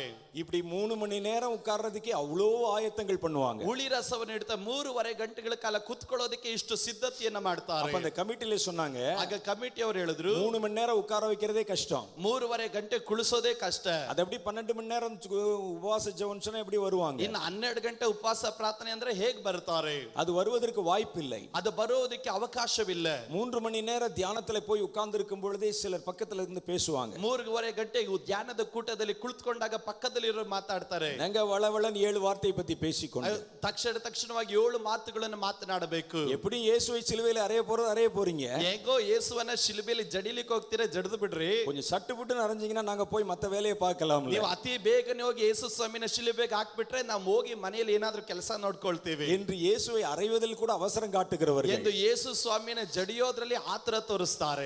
இப்படி எப்படி வந்து உட்கார்ந்து இருப்பாங்கன்னு கேட்டாங்க. ನಾನು ಇಂಥ ಜನರು ಹೇಗೆ ಬಂದು ಕುಳಿತುಕೊಳ್ತಾರೆ ಎಂದು ಕೇಳಿದ್ರು. அப்ப ஜனங்கள் வருவது ரொம்ப குறைந்து விடும். ಆಗ ಜನರು ಬರೋದು ಬಹಳ ಕಡಿಮೆ ಆಗಿಬಿಡುತ್ತದೆ. அந்த உபவாச ஜெபத்துக்கு சில கண்டிஷன்ஸ் இருக்கு. ಆ ಉಪವಾಸ ಪ್ರಾರ್ಥನೆಯಲ್ಲಿ ಕೆಲವೊಂದು ಷರತ್ತಿದೆ. அந்த உபவாச ஜெபத்திலே வருகிறவர்களுக்காக ஜெபிக்க கூடாது. ಆ ಉಪವಾಸ ಪ್ರಾರ್ಥನೆಯಲ್ಲಿ ಬರುವಂತ ವ್ಯಕ್ತಿಗಳಿಗಾಗಿ ಪ್ರಾರ್ಥಿಸುವುದಿಲ್ಲ, தேசத்துக்கு தான் ஜெபிக்கணும். ದೇಶಕ್ಕಾಗಿ ಮಾತ್ರ ಪ್ರಾರ್ಥಿಸಬೇಕು. இப்படி எல்லாம் ಅನೌನ್ಸ್ பண்ணா யார் வருவாங்க? ಈ ರೀತಿ ಎಲ್ಲ ಅನೌನ್ಸ್ ಮಾಡಿದ್ರೆ ಯಾರು ಬರ್ತಾರೆ? நாங்கள் அப்பொழுது உறுதியாக ஒரு காரியத்தை சொன்னோம். ನಾವು ಅವರಿಗೆ ನಿಶ್ಚಯವಾಗಿ ದೃಢವಾಗಿ ಒಂದು ಕಾರ್ಯ ಹೇಳಿದೆವು. 300 பேர் வந்தா கூட போதும், 300 ಜನ ಬಂದ್ರು ಸಾಕು. நாம எப்படி அந்த 12 மணி நேரம் உபவாசம் பண்ணி ஜெபத்தை நிறைவு செய்யணும். ನಾವು ಯಾವುದಾದ್ರೂ ರೀತಿ 12 ಗಂಟೆ ಉಪವಾಸ ಪ್ರಾರ್ಥನೆಯನ್ನು ಸಿದ್ಧ ಮಾಡಬೇಕು. தேவனுடைய சமூகத்தில் நம்ம காத்திருக்கணும். ದೇವರ ಪ್ರಸನ್ನತೆಯಲ್ಲಿ ನಾವು ಕಾದಿರಬೇಕು. ஆண்டவர் பாருங்க எவ்வளவு நல்ல தேவன் என்று. ಕರ್ತನು ಎಷ್ಟು ಒಳ್ಳೆಯವನಾಗಿದ್ದಾನೆ ಎಂದು ನೋಡ್ರಿ. 300 பேர் வந்தா தான் நான் வருவேன் என்று அவர் சொல்லல. ದೇವರು 300 ಜನ ಮಾತ್ರ ಬಂದ್ರೆ ನಾನು ಬರ್ತೀನಿ ಅಂತ ಹೇಳಿಲ್ಲ. இயேசு ஒரு இடத்தில் வருவதற்கு மினிமம் ஆட்கள் போதும். ಯೇಸು ಸ್ವಾಮಿ ಒಂದು ಗುಂಪಿನಲ್ಲಿ ಬರೋದಕ್ಕೆ ಸ್ವಲ್ಪ ಜನರು ಸಾಕು. இயேசு வருவதற்கு எவ்வளவு பேர் வேணும் தெரியுமா? ಯೇಸು ಸ್ವಾಮಿ ಬರೋದಕ್ಕೆ ಎಷ್ಟು ಜನ ಬರಬೇಕು ಗೊತ್ತಾ? 2 பேரோ 3 பேரோ, ಎಲ್ಲಿ 2 3 2 பேர் 3 பேர் என் நாமத்தில் ஒருமனப்பட்டு கூடினால், ಎಲ್ಲಿ 2 3 ನನ್ನ ನಾಮದಲ್ಲಿ ಒಂದೇ ಮನಸ್ಸಲ್ಲಿ ಕೂಡಿ ಬರುತ್ತಾರೋ அங்கே அவர்கள் நடுவிலே நான் இருப்பேன், ಅವರ ಮಧ್ಯದಲ್ಲಿ ನಾನು ಇರುತ್ತೇನೆ. ஏன் கர்த்தர் ஒரு 3 பேர் இருந்தா போதும்னு சொன்னாரு? ಏನಕ್ಕೆ ಕರ್ತನು 3 ಜನರು ಸಾಕು ಅಂತ ಹೇಳಿದ್ದು? 3 பேர் இல்லாதவர்கள் என்ன செய்வது? 3 ಜನರು ಇಲ್ಲದಿರೋದು ಏನ್ ಮಾಡೋದು? நீங்க நல்லா யோசிச்சு ನೀವು பாத்தீங்கன்னா ಚೆನ್ನಾಗಿ ಯೋಚನೆ ಮಾಡಿ ನೋಡಿದ್ರೆ உங்களுக்குள்ளேயே 3 பெர்சனாலிட்டி இருப்பதை கர்த்தருடைய வேதம் சொல்லுகிறது. ನಿಮ್ಮ ಒಳಗಡೆ 3 ಸಂಗತಿಗಳು ಇರುವುದನ್ನ ಕರ್ತನ ವಾಕ್ಯ ನಮಗೆ ನಮಗೆ ತಿಳಿಸುತ್ತದೆ. உங்கள் ஆவி, ஆத்துமா, சரீரம், ನಿಮ್ಮ ಆತ್ಮ, ನಿಮ್ಮ ಪ್ರಾಣ, ನಿಮ್ಮ ಶರೀರ, இந்த மூன்றும் ஒன்றாய் ஒருமனப்பட்டால், ಈ ಮೂರು ಒಂದೇ ಮನಸ್ಸಿನಿಂದ ತುಂಬಿದರೆ, உன் நடுவிலே நான் இருப்பேன் என்று கர்த்தர் வாக்குத்தத்தம் ನಿಮ್ಮ பண்ணியிருக்கிறார். ಮಧ್ಯದಲ್ಲಿ ನಾನು ಇರುತ್ತೇನೆ ಎಂದು ಕರ್ತನು ವಾಗ್ದಾನ ಮಾಡಿದ್ದಾನೆ. கர்த்தர் 3 பேர் இருந்தா கூட வருவார். ಕರ್ತನು 3 ಜನರಿದ್ದರೂ ಸಹ ಬರುತ್ತಾನೆ. நாங்கள் ஊழியக்காரர்கள் ஒரு 300 பேராவது இருந்தா தான் வருவோம் என்று நினைச்சோம். ನಾವು ಸೇವಕರು 300 ಜನ ಇದ್ರೆ ಮಾತ್ರನೇ ಬರೋದು ಅಂತ ನಾವು ಇದ್ರೆ ಸಾಕು ಅಂತ ನೆನೆಸ್ತೀವಿ. ஒரு சின்ன கூட்டம் வந்தாலும் போதும், ಒಂದು ಚಿಕ್ಕ ಗುಂಪು ಬಂದರೂ ಸಾಕು, நடத்துகிறது என்று சொல்லி ஜெபத்தோடு தீர்மானித்தோம். ನಾವು ನಡೆಸಿಬಿಡೋಣ ಎಂದು ಪ್ರಾರ್ಥನೆಯೊಟ್ಟಿಗೆ ತೀರ್ಮಾನ முதல் ತೆಗೆದುಕೊಂಡೆವು. கூட்டம் கன்னியாகுமரியில் நாகர்கோவிலில் நடத்துவதாக தீர்மானிக்கப்பட்டது. ಮೊದಲನೇದಾಗಿ ಕೂಟವನ್ನ ಕನ್ಯಾಕುಮಾರಿಯಲ್ಲಿ ನಾಗರ್ಕೋಯಿಲಲ್ಲಿ ಮಾಡಬೇಕೆಂದು ತೀರ್ಮಾನಿಸಿದೆವು. எல்லாம் விளம்பரம் செஞ்சாச்சு. ಎಲ್ಲವನ್ನೇ ನಾವು ಜಾಹೀರಾತುಗಳೆಲ್ಲ ಕೊಟ್ಟೆವು. நான் சொன்ன இதே கண்டிஷன் தான். ನಾನು ಹೇಳಿದ ಇದೇ ಷರತ್ತು. இன்ட்ரோலே கிடையாது, ಯಾವ ವಿರಾಮ ಇಲ್ಲ, 12 மணி நேரம் ஃபாஸ்டிங், 12 ಗಂಟೆ ಉಪವಾಸ ಪ್ರಾರ್ಥನೆ. குடிப்பதற்கு தண்ணி ஓரத்துல வச்சிருப்போம், வேணா குடிச்சுக்கலாம். ಕುಡಿಯೋದಕ್ಕೆ ನೀರನ್ನ ಬಹಳ ದೂರ ಇಟ್ಟಿರ್ತೀವಿ, ಬೇಕಾದ್ರೆ ಕುಡಿಬಹುದು. உபவாச ஜெபத்துல உங்களுக்காக ஜெபம் பண்ண மாட்டோம். ಉಪವಾಸ ಪ್ರಾರ್ಥನೆಯಲ್ಲಿ ನಿಮಗಾಗಿ ಪ್ರಾರ್ಥಿಸುವುದಿಲ್ಲ. எவ்வளவு பேர் வர போகிறார்? ಇನ್ನು ಎಷ್ಟು ಜನರು ಬರ್ಲಿಕ್ಕೆ ಹೋಗ್ತಾರೆ? நாகர்கோயில் என்னுடைய கார் உள்ளே நுழைகிறது. ನಾಗರ್ಕೋಯಿಲಲ್ಲಿ ನನ್ನ ಕಾಲು ಮುಂದಕ್ಕೆ ಹೆಜ್ಜೆ ಇಟ್ಟು ಬರ್ತಾ நாங்கள் ಇದ್ದೇವೆ. 300 பேர் எதிர்பார்த்தோம். ನಾವು 300 ಜನ ಎದುರು ನೋಡಿದ್ವಿ. முதல் கூட்டத்திலே கர்த்தர் 30,000 பேரை கொண்டு வந்தார். ಮೊದಲನೇ ಕೂಟದಲ್ಲಿ ದೇವರು 30,000 ಜನರನ್ನು ದೇವರು ಕರೆತಂದನು. என் கண்களை என்னால நம்பவே முடியல. ನನ್ನ ಕಣ್ಣುಗಳು ಅದನ್ನು ನಂಬಲಿಕ್ಕೆ ಸಾಧ್ಯವಾಗಲಿಲ್ಲ. இது எப்படி 30,000 பேர் வந்திருக்காங்க? ಇದು ಯಾವ ರೀತಿ 30,000 ಜನರು ಬಂದರು? பந்தல பெருக்கி போட்டுக்கொண்டே போகிறார்கள். ಅವರು ತಮ್ಮ ಶಾಮಿನಗಳನ್ನು ದೊಡ್ಡದು ಮಾಡಿಕೊಂಡು ಹೋಗುತ್ತಾನೆ ಇದ್ದಾರೆ. இன்னும் வந்து கொண்டே இருக்கிறார்கள். ಇನ್ನ ಅವರು ಬರುತ್ತಾನೆ ಇದ್ದಾರೆ. ஏராளமான கார்கள், ಏರಾಳವಾದ ಕಾರುಗಳು. நான் மேடையில இருந்து பார்க்கும் பொழுது அங்க இருக்கிற கூட்டம் எல்லாம் தெரியும் எங்களுக்கு. ನಾನು ವೇದಿಕೆಯಲ್ಲಿ ನಾನು ನಿಂತಾಗ ಅಲ್ಲಿರುವಂತ ಜನರ ಗುಂಪುಗಳೆಲ್ಲ ಕಾಣ್ತಾ ಇದೆ. நான் ஆச்சரியப்பட்ட விஷயம், ನಾನು ಆಶ್ಚರ್ಯಪಟ್ಟ ವಿಷಯ, இடைவேளை நாங்கள் கொடுக்கவில்லை, ನಾವು ವಿರಾಮ ಕೊಡಲಿಲ್ಲ. ஆனால் ஒருவரும் எழுந்து போகவில்லை. ಆದ್ರೆ ಒಬ್ಬರು ಅವರು ಎದ್ದು ಸಹ ಹೋಗಲಿಲ್ಲ. சில ஆட்கள் உட்கார்ந்த இடத்துல அப்படியே 12 மணி நேரம் உட்கார்ந்து இருக்காங்க. ಕೆಲವೊಂದು ವ್ಯಕ್ತಿಗಳು ಕುಳಿತುಕೊಳ್ಳುವ ಹಾಗೆ 12 ಗಂಟೆ ಅದೇ ರೀತಿ ಕುಳಿತಿದ್ದರು. ಅವರು ஒரே மனமாய் தேவனை நோக்கி ஆராதிக்கிறார். ಅವರು ಒಂದೇ ಮನಸ್ಸಿನಲ್ಲಿ ದೇವರ ಮುಖವನ್ನು ನೋಡಿ ಆರಾಧಿಸುತ್ತಾ ಇದ್ದರು. 12 மணி நேரம் உட்கார முடியும்? ಯಾವ ರೀತಿ 12 ಗಂಟೆ ಕುಳಿತುಕೊಳ್ಳಲಿಕ್ಕೆ ಸಾಧ್ಯ? 30,000 ஜனங்கள், 30,000 ಜನರು. அடுத்து வேற ஒரு ஊர்ல ஒரு கூட்டம் நடைபெற்றது. ಮತ್ತೆ ಬೇರೊಂದು ಕೂಟ ಸ್ಥಳದಲ್ಲಿ ಕೂಟವನ್ನಿಟ್ಟೆವು. அங்க போனா 25,000 பேர், ಅಲ್ಲಿ ನೋಡಿದ್ರೆ 25,000 ಜನ, சில இடங்களிலே ஆயிரக்கணக்கான பேர், ಕೆಲವೊಂದು ಕಡೆ 1000 ಗಟ್ಟಲೆ ಜನ. இறுதியாக சென்னையிலே அந்த கூட்டத்தினுடைய நிறைவு கூட்டத்தை நடத்தினோம். ನಾವು ಹತ್ತಿರದ ದಿವಸದಲ್ಲಿ ಚೆನ್ನೈಯಲ್ಲಿ ಅದರ ಕಡೆ ಕೂಟವನ್ನು ನಡೆಸಿದೆವು. 12 மணி நேரம் உபவாச ஜெபம். 12 ಗಂಟೆ ಉಪವಾಸ நீங்க ಪ್ರಾರ್ಥನೆ. நம்ப மாட்டீங்க, ನೀವು ನಂಬೋದಿಲ್ಲ, 2.5 லட்சம் பேர் கலந்து கொண்டார்கள். 2.5 ಲಕ್ಷ ಜನರು ಒಟ್ಟಾಗಿ ಬಂದಿದ್ದರು. 12 மணி நேரம் ஜெபித்தார்கள். 12 ಗಂಟೆಗಳ ಕಾಲ ಪ್ರಾರ್ಥಿಸಿದರು. இது எப்படி சாத்தியமாகிறது? ಇದು ಯಾವ ರೀತಿ ಸಾಧ್ಯವಾಗುತ್ತದೆ? எப்படி 12 மணி நேரம் உட்கார முடிகிறது? ಯಾವ ರೀತಿ 12 ಗಂಟೆ ಕುತ್ಕೊಳ್ಳಲಿಕ್ಕೆ ಸಾಧ್ಯ? மனுஷன் பேசினா 10 நிமிஷத்துக்கு மேல உட்கார முடியாது. ಮನುಷ್ಯನ ಮಾತಾಡಿದ್ರೆ 10 ನಿಮಿಷದ ಮೇಲೆ ಕುತ್ಕೊಳ್ಳಕ್ ಆಗಲ್ಲ. தேவன் பேசினால் 10 வருஷம் கூட உட்கார்ந்து இருக்க முடியும். ದೇವರು ಮಾತಾಡಿದ್ರೆ 10 ವರ್ಷ ಬೇಕಾದ್ರೂ ಕುತ್ತುಕೊಳ್ಳಬಹುದು. எப்படி இத்தனை ஜனங்கள் வந்தார்கள்? ಹೇಗೆ ಇಷ್ಟು ಜನರು ಬಂದರು? நாமாய் ஒரு மனிதனை அழைத்தால் வரமாட்டான். ನಾವೇ ಒಂದು ಮನುಷ್ಯನನ್ನ ಕರೆದ್ರೆ ಬರೋದಿಲ್ಲ. நாமாய் ஒரு திட்டத்தை போட்டால் ஒரு காரியம் நடக்காது. ನಾವೇ ಒಂದು ಯೋಜನೆಯನ್ನು ಮಾಡಿದ್ರೆ ಈ ಉದ್ದೇಶಗಳೆಲ್ಲ ನೆರವೇರೋದಿಲ್ಲ. நீங்கள் கர்த்தருடைய வார்த்தையின்படி ஒரு காரியத்தை செய்தால், ನೀವು ಕರ್ತನ ಮಾತಿನ ಪ್ರಕಾರವಾಗಿ ಒಂದು ಕಾರ್ಯ ಮಾಡಿದರೆ, கர்த்தருடைய சீஷர்கள் இரவெல்லாம் பிரயாசப்பட்டு மீன் பிடிக்க முயற்சி பண்ணாங்க. ಕರ್ತನ ಶಿಷ್ಯರು ರಾತ್ರಿ ಎಲ್ಲಾ ಪ್ರಯತ್ನ ಮಾಡಿ ಮೀನು ಹಿಡಿಯುವುದಕ್ಕಾಗಿ ಕಷ್ಟ ಬಿಟ್ಟರು. அவர்கள் பிறவி மீனவர்கள். ಅವರು ಅಲ್ಲಿ ಹುಟ್ಟದಾಗ್ಲಿಂದಲೇ ಅವರು ಬೆಸ್ತರು. பல தலைமுறையாக மீன் பிடிக்கிறவங்க. ಅನೇಕ ತಲೆಮಾರುಗಳಿಂದ ಅವರು ಮೀನು ಹಿಡಿತಾ ಇದ್ದಾರೆ. ராத்திரி எல்லாம் அந்த மீன் வலை போட்டு பார்த்தாங்க. ರಾತ್ರಿ ಎಲ್ಲಾ ಬಲೆಯನ್ನು ಹಾಕಿ ನೋಡಿದರು. ஒரு மீன் கூட வலையில் விழவில்லை. ಒಂದು ಮೀನು ಸಹ ಬಲೆಗೆ ಬೀಳಲಿಲ್ಲ. சோர்ந்து போய் கரைக்கு திரும்பினார். ಅವರು ಬೇಸರವಾಗಿ ಅವರು ಅಲ್ಲಲ್ಲಿ ದಡಕ್ಕೆ ಬರುತ್ತಾ ಇದ್ದಾರೆ. இயேசு அங்கே நின்று கொண்டிருந்தார். ಯೇಸು ಅಲ್ಲಿ ನಿಂತಿದ್ದರು. அவர்களை பார்த்து கேட்டார், ಅವರನ್ನು ನೋಡಿ ಕೇಳಿದರು, ஏன் சோர்ந்திருக்கீங்க? ಯಾಕೆ ಬೇಸರವಾಗಿದ್ದೀರಿ? ஆண்டவரே, நாங்கள் இரவெல்லாம் பிரயாசப்பட்டு ಕರ್ತನೇ, ನಾವು ರಾತ್ರಿ ಎಲ್ಲಾ ಪ್ರಯಾಸ ಪಟ್ಟೆವು, ஒன்றும் எங்களுக்கு அகப்படவில்லை. ನಮಗೆ ಏನು ಸಿಗಲಿಲ್ಲ. இயேசு அவர்களை பார்த்து ஒரு காரியம் சொன்னார். ಯೇಸು ಅವರನ್ನು ನೋಡಿ ಒಂದು ಸಂಗತಿ ಹೇಳಿದರು, உங்கள் வலையை எடுத்து வலது பக்கம் போடுங்க. ನಿಮ್ಮ ಬಲೆಯನ್ನು ತೆಗೆದುಕೊಂಡು ಬಲಭಾಗಕ್ಕೆ ಹಾಕಿರಿ. நாமளா இருந்தா ஒரு காரியம் யோசிச்சிருப்போம். ನಾವಾಗಿದ್ರೆ ಒಂದು ಕಾರ್ಯ ಯೋಚನೆ ಮಾಡ್ತಾ ಇದ್ದೆವು. எல்லாம் வலை போட்ட நாங்கள் வலது பக்கம் வலை போடாமலா இருப்போம். ರಾತ್ರಿ ಎಲ್ಲಾ ನಾವು ಬಲೆಯನ್ನು ಹಾಕಿದವರು ಬಲಗಡೆಯಲ್ಲಿ ನಾವು ಬಲೆಯನ್ನು ಹಾಕದೆ ಇರ್ತೀವ. வலது பக்கம் போட்டோம், இடது பக்கம் போட்டோம், முன்னால போட்டோம், பின்னால போட்டோம், இல்லை. ಬಲಗಡೆ ಹಾಕಿದವು, ಎಡಗಡೆ ಹಾಕಿದವು, ಮುಂದೆ ಹಾಕಿದವು, ಹಿಂದೆ ಹಾಕಿದವು, ಮೀನು ಸಿಗಲಿಲ್ಲ. ஒருவேளை இங்கிருந்த பெரிய மீனவர்கள் ஆட்கள் இந்த பேதுரு மாதிரியான ஆட்களா இருந்தா சொல்லியிருப்பாங்க, ಹಿರಿಯನಾದಂತ ಅಲ್ಲಿ ಬೆಸ್ತನಾದಂತ ಪೇತ್ರನು ಅವನಾಗಿದ್ರೆ ಹೇಳ್ತಾ ಇದ್ದನು, ஆண்டவரே நீர் ஒரு பிரசங்கியார், ಕರ್ತನೇ ನೀನೊಬ್ಬ ಬೋಧಕನು, உமக்கு போதகம் பண்ணத்தான் தெரியும், ನಿನಗೆ ಬೋಧನೆ ಮಾಡೋದು ಮಾತ್ರನೇ ಗೊತ್ತು, நாங்கள் பிறவியிலிருந்தே மீன் ನಾವು பிடிக்கிறோம், ಹುಟ್ಟದಾಗ್ಲಿಂದಲೇ ಬೆಸ್ತರು, எங்களுக்கு தான் அதை பற்றி தெரியும், ನಮಗೂ ಅದರ ವಿಷಯವಾಗಿ ನಮಗೆ ಚೆನ್ನಾಗಿ ಗೊತ್ತು. கொஞ்சம் அவிசுவாசியா இருக்கிற ஆளா இருந்தா சொல்லிடலாம், ಸ್ವಲ್ಪ ಅವಿಶ್ವಾಸಿಯಾದಂತ ವ್ಯಕ್ತಿ ಆಗಿದ್ರೆ ಹೇಳ್ಬೋದಾಗಿತ್ತು, கரையில நின்னுட்டு என்ன வேணாலும் பேசலாம், ನೀವು ದಡದಲ್ಲಿ ನಿಂತ್ಕೊಂಡು ಏನ್ ಬೇಕಾದ್ರೂ ಮಾತಾಡಬಹುದು, வலைய ராத்திரி உள்ள போய் கடல்ல போட்டு பார்த்தாலே தெரியும், ರಾತ್ರಿ ವೇಳೆಯಲ್ಲಿ ಹಲಲು ಸಮುದ್ರದಲ್ಲಿ ಹೋಗಿ ಬಲೆಯನ್ನು ಹಾಕಿದವರಿಗೆ ಮಾತ್ರನೇ ಅದರ ಕಷ್ಟ ಗೊತ್ತಾಗೋದು. ஆனால் சீஷர்கள் அதை பற்றி ஒன்றும் விவாதிக்கவில்லை, ಆದ್ರೆ ಶಿಷ್ಯರು ಇದ್ರ ಕುರಿತಾಗಿ ಯಾವುದನ್ನು ವಿವಾದಿಸಲಿಲ್ಲ, வலையை எடுத்தார்கள், வலது பக்கம் போட்டார், ಅವರು ಬಲೆಯನ್ನು ತೆಗೆದುಕೊಂಡು ಬಲಭಾಗಕ್ಕೆ ಹಾಕಿದರು, அதை போட்டு இழுத்தார்கள், ಅದನ್ನು ಹಾಕಿ ಎಳೆದರು, வலை கிழியத்தக்கதாக மீன்கள் அந்த வலையில ಅವರ நிறைந்தது, ಬಲೆ ಹರಿಯುವ ಹಾಗೆ ಮೀನಿನ ರಾಶಿ ಅವರಿಗೆ ದೊರಕಿತು.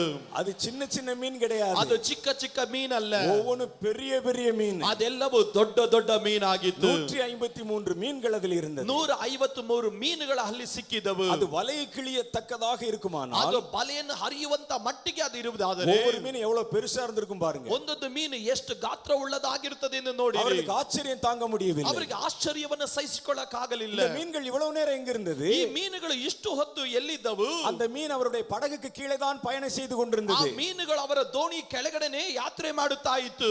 அது இயேசு ஒரு வார்த்தை சொல்லட்டும், ಯೇಸು ಒಂದು ಮಾತನ್ನು ಹೇಳಲಿ, அப்புறம் அந்த வலையில போய் விழலாம் என்று காத்திருந்தது, ಆಗ ಬಲೆಗೆ ಹೋಗಿ ಬೀಳೋಣ ಎಂದು ಕಾದಿದ್ದರು. உங்களை சுத்தி இப்படித்தான் நிறைய மீன்கள் உங்களுக்கு பின்னாலேயே டிராவல் பண்ணிட்டு இருக்கு, ಇವತ್ತು ನಿಮ್ಮ ಸುತ್ತಲೂ ಈ ರೀತಿ ದೊಡ್ಡ ದೊಡ್ಡ ಮೀನುಗಳು ನಿಮ್ಮ ಸುತ್ತಲೂ ಸುತ್ತುವರಿದಿದೆ.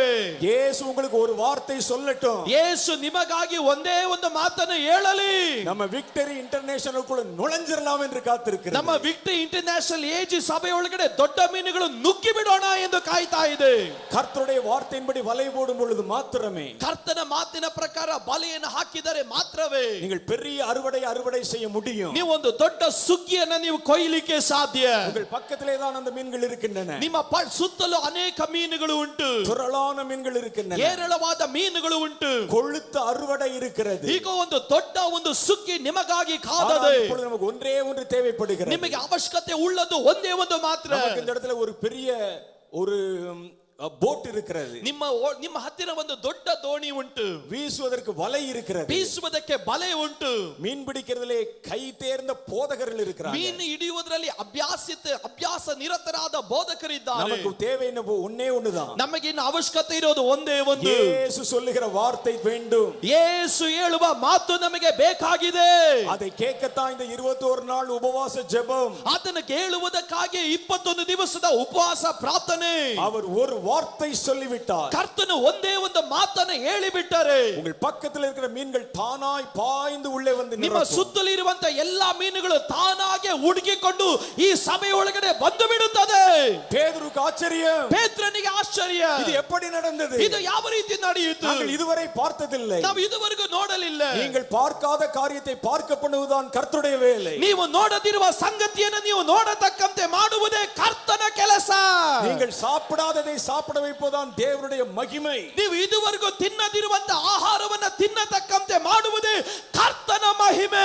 அன்றைக்கு கர்த்தரை பின்பற்றினவர்கள் வானத்திலிருந்து வந்த மன்னாவை சாப்பிட்டார்கள், ಕರ್ತನನ್ನು ಹಿಂಬಾಲಿಸಿಕೊಂಡು ಬಂದವರು ಅವರು ಆಕಾಶದಿಂದ ಬಿದ್ದಂತ ಮನ್ನವನ್ನು ತಿಂದರು. நம்ம இன்னைக்கு எத்தனையோ விதவிதமான உணவுகளை சாப்பிடுகிறோம், ನಾವು ಇವತ್ತು ಎಷ್ಟೋ ವಿವಿಧವಾದ ಬಗೆಯ ಆಹಾರಗಳನ್ನು ತಿನ್ನುತ್ತೇವೆ. உங்க ஊர்ல வந்து ராகியில பால் செஞ்சு சாப்பிடுறீங்க, ನಿಮ್ಮ ಊರಿನಲ್ಲಿ ರಾಗಿ ಮುದ್ದೆಯನ್ನು ತಿಂತೀರಿ. எங்க ஊர்ல காலையில இருந்து ராத்திரி வரைக்கும் இட்லி தோசையுமா தான் சாப்பிடுறாங்க, ಕೆಲವೊಂದು ಊರಿನಲ್ಲಿ ಬೆಳಗಿನಿಂದ ರಾತ್ರಿವರೆಗೂ ಇಡ್ಲಿ ದೋಸೆನೇ ತಿಂತಾರೆ. இப்ப அதெல்லாம் மாற்றி விட்டு பீஸா பர்கர் என்று மாறி ಈಗ விட்டார்கள், ಅದೆಲ್ಲ ಬದಲಾಗಿ ಪಿಜ್ಜಾ ಬರ್ಗರ್ ಅಂತ ಬಂದು ಬಿಟ್ಟಿದೆ. நம்ம எவ்வளவோ சாப்பிட்டிருக்கோமே, ನಾವು ಎಷ್ಟೋ ತಿಂದಿರಬಹುದು. என்னைக்காவது வானத்திலிருந்து விழுந்த மன்னா சாப்பிட்டிருக்கோமா, ಯಾವತ್ತಾದ್ರೂ ಆಕಾಶದಿಂದ ಬಿದ್ದಿರುವ ಮನ್ನಾ ತಿಂದಿದ್ದೇವಾ? கர்த்தருடைய வார்த்தையை ஏற்றுக்கொண்டவரை பின்பற்றுகிறவர்கள், ಕರ್ತನ ಮಾತನ್ನು ನಂಬಿ ಅದನ್ನು ಅಂಗೀಕರಿಸಿ ಆತನನ್ನು ಹಿಂಬಾಲಿಸುವವರು சாப்பிட முடியாததெல்லாம் சாப்பிடுவாங்க, ಅವರು ತಿನ್ನದೇ ಇರುವಂತದ್ದು ಎಲ್ಲವನ್ನು ಅವರು ತಿನ್ನುತ್ತಾರೆ. பார்க்க முடியாதவைகளெல்லாம் பார்ப்பார்கள், ಅವರು ನೋಡಕ್ಕಾಗದಿರುವಂತ ಸಕಲದನ್ನು ಅವರು ಕಾಣುತ್ತಾರೆ. ஏனென்றால் அவர் அதிசயமானவர், ಕಾರಣ ನನ್ನ ನಮ್ಮ ದೇವರು ಅದ್ಭುತ ಸ್ವರೂಪನು. அவருடைய வார்த்தைகள் தான் இன்றைக்கு நமக்கு வேண்டும். ಆತನ ಮಾತುಗಳೇ ಇವತ್ತು ನಮಗಾಗಿ ಬೇಕಾಗಿದೆ. அந்த வார்த்தைகள் இறங்கி வரத்தான் காத்திருக்கிறோம். ಈ ಮಾತುಗಳು ಇಳಿದು ಬರುವುದಕ್ಕಾಗಿ ಕಾದಿರಬೇಕು. ஒரு வார்த்தை சொல்லட்டும், ಒಂದೇ ಒಂದು ಮಾತು ಹೇಳಲಿ, அடுத்த நிமிஷம் கர்த்தர் நம்முடைய நிலையை மாற்றி விடுவார். ಮುಂದಿನ ಕ್ಷಣದಲ್ಲೇ ದೇವರು ನಮ್ಮ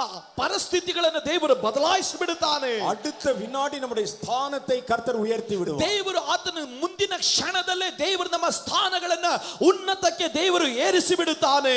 நீங்க லிஃப்ட்ல போக கூட நேரம் ஆகும். ನೀವು ಲಿಫ್ಟ್ ಅಲ್ಲಿ ಹೋಗೋದಕ್ಕೆ ಸಮಯ ತೆಗೆದುಕೊಳ್ಳುತ್ತೆ. கர்த்தர் ஒருவனை உயர்த்த நினைத்தால், ಕರ್ತನು ಒಬ್ಬನನ್ನ ಮೇಲೆತ್ತೋದಕ್ಕೆ ದೇವರು ನಿರ್ಣಯಿಸಿದರೆ, ஒரு கண் இமைக்கிற நொடி கூட போதும். ಒಂದು ರೆಪ್ಪೆ ಬಡಿಯುವಷ್ಟು ಒಳಗಡೆ ದೇವರು ಅವನನ್ನ ಮೇಲಕ್ಕೆ ತಂದು ಬಿಟ್ಟಿರುತ್ತಾನೆ. கர்த்தர் உங்களுடைய நிலைகளை உயர்த்த விரும்புகிறார். ಕರ್ತನು ನಿಮ್ಮ ಪರಿಸ್ಥಿತಿಗಳನ್ನ ಮೇಲಕ್ಕೆ ತರೋದಕ್ಕಾಗಿ ದೇವರು ಬಯಸುತ್ತಾ ಇದ್ದಾನೆ. சபையே கர்த்தரை மகிமைப்படுத்த விரும்புகிறார். ಸಭೆಗೆ ದೇವರು ತನ್ನ ಮಹಿಮೆಯಿಂದ ಶೃಂಗರಿಸಲಿಕ್ಕಾಗಿ ದೇವರು ಬಯಸುತ್ತಾನೆ. நீங்கள் களஞ்சியத்தை கட்டினீர்கள், ಅಲ್ಲಿ ಕಣಚಗಳನ್ನು ಕಟ್ಟಿದ್ದೀರಿ, அதை இடித்து கட்டி பெருசாக்கி ಆ விட்டீர்கள். ಕಣಚಗಳನ್ನು ಒಡೆದು ನೀವು ದೊಡ್ಡದಾಗಿ ಮಾಡಿದ್ದೀರಿ. இனி நிரப்புகிறவர் தன்னுடைய வேலையை செய்ய ಇನ್ನು போகிறார். ತುಂಬಿಸುವ ಕೆಲಸವನ್ನು ದೇವರು ಮಾಡುತ್ತಾನೆ. இதை நிரப்புகிறவர் தன் வேலையை செய்ய ಇನ್ನು போகிறார். ಅದನ್ನು ತುಂಬಿಸುವವನು ಅದರ ಕೆಲಸವನ್ನು ಮಾಡುತ್ತಾನೆ. கர்த்தர் கண்டிப்பா இந்த காரியத்தை நிறைவேற்றுவார். ಕರ್ತನು ನಿಶ್ಚಯವಾಗಿ ಕೆಲಸವನ್ನು ದೇವರು ನೆರವೇರಿಸುತ್ತಾನೆ. நீங்கள் மாத்திரம் சோர்ந்து போகாதிருங்கள். ನೀವು ಮಾತ್ರ ಬಳಲಿ ಹೋಗಬೇಡ್ರಿ. கர்த்தர் சொல்லியால் அவர் நிறைவேற்றியே தீருவார். ಕರ್ತನು ಹೇಳಿ ತನ್ನ ದೇವರೇ ಮಾಡಿ ಮುಗಿಸುತ್ತಾನೆ. உங்களுடைய ஆசீர்வாதம் எங்கேயோ இல்ல, ನಿಮ್ಮ ಆಶೀರ್ವಾದ ಎಲ್ಲೋ ಇಲ್ಲ, உங்க போட்டுக்கு கீழேயே இருக்கு. ನಿಮ್ಮ ದೋಣಿ ಕೆಳಗಡೆನೇ ಇದೆ. உன் கூடவே அது பிரயாணம் செய்யுது. ಅದು ನಿಮ್ಮ ಸಂಗಡವಾಗಿ ಯಾತ್ರೆ ಮಾಡುತ್ತಾನೆ ಇದೆ. கர்த்தருடைய வார்த்தை வரட்டும்னு காத்திருக்கு. ಇವತ್ತು ಕರ್ತನ ಮಾತು ನನಗಾಗಿ ತನ್ನ ಬಾಯಿಂದ ಹೊರಟು ಬರಲಿ ಎಂದು ಕಾದಿರ್ರಿ. அந்த வார்த்தையை கொண்டு வர வைப்பது உங்களுடைய கையில் இருக்கு. ಆ ಮಾತುಗಳನ್ನು ಹೊರಡಿಸದಕ್ಕಂತೆ ಮಾಡೋದು ಅದು ನಿಮ್ಮ ಕೈಯಲ್ಲಿದೆ. நீங்கள் தேவனை ஆவலாய் தேடினால் தான் கர்த்தர் தம்முடைய வார்த்தைகளை வெளிப்படுத்துவார். ಕರ್ತನನ್ನ ಯಥಾರ್ಥ ಮನಸ್ಸಿನಿಂದ ಆಸಕ್ತ ಪೂರ್ವಕವಾಗಿ ನೀವು ಹುಡುಕಿದರೆ ಮಾತ್ರವೇ ಕರ್ತನ ಮಾತು ನಿಮಗಾಗಿ ಹೊರಟು ಬರುತ್ತದೆ. நீங்கள் அதற்காக ஒரு விலை கிரயத்தை கொடுக்கணும். ನೀವು ಅದಕ್ಕಾಗಿ ಒಂದು ಬೆಲೆಯನ್ನು ನೀವು ತೆತ್ತಬೇಕು. 10 நாள் லீவ் போட்டா ஒண்ணுக்கு நம்முடைய குடி முழுகி போய் விடாது. ಅಲ್ಲಿ ನೀವು 10 ದಿವಸ ನೀವು ಏನಾದರೂ ರಜೆ ಹಾಕಿದ್ರೆ ನಿಮ್ಮ ಗುಡಿಸಲು ಮುಳುಗಿ ಹೋಗಲ್ಲ.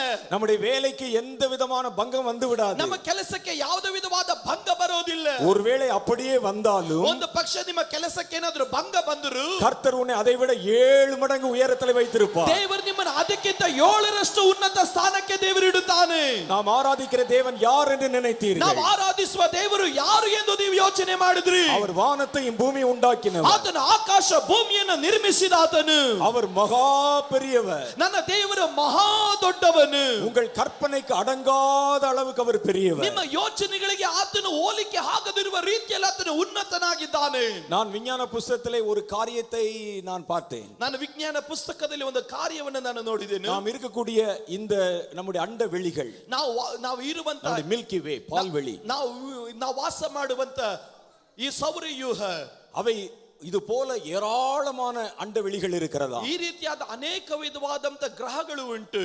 அவைகளில் நாம் இருக்கக்கூடிய இந்த பால்வெளி தான் ரொம்ப சின்னதாம். ಅಲ್ಲಿ ನಾವು ವಾಸ ಮಾಡುವಂತ ಈ ಸೌರವ್ಯೂಹ ಬಹಳ ಚಿಕ್ಕದು. அதற்கு நடுவிலே நிறைய விதமான நட்சத்திரங்கள் இருக்கிறதாம். ಇದರ ಒಳಗಡೆ ಅನೇಕ ನಕ್ಷತ್ರಗಳು ಇದರ ಒಳಗಡೆ ಉಂಟು. நம்ம சூரியனை பார்த்து பிரமிக்கிறோம். ನಾವು ಸೂರ್ಯನ ನೋಡಿ ವಿಸ್ಮಯಕ್ಕೊಳಗಾಗುತ್ತೇವೆ. சூரியனை போல 6 லட்சம் மடங்கு பெரிய நட்சத்திரங்கள் இருக்கிறதா? ಸೂರ್ಯನಿಗಿಂತ 6 ಲಕ್ಷ ಅಧಿಕವಾದ ರೀತಿಯಲ್ಲಿ ಪ್ರಕಾಶ ಉಳ್ಳಂತ ನಕ್ಷತ್ರಗಳು ಉಂಟು. அந்த நட்சத்திர கூட்டங்களுக்கு நடுவிலே சூரியன் தான் ரொம்ப சின்னதாம். ಆ ನಕ್ಷತ್ರಗಳ ಗುಂಪಿನಲ್ಲಿ ಸೂರ್ಯನೇ ಬಹಳ ಚಿಕ್ಕವನು.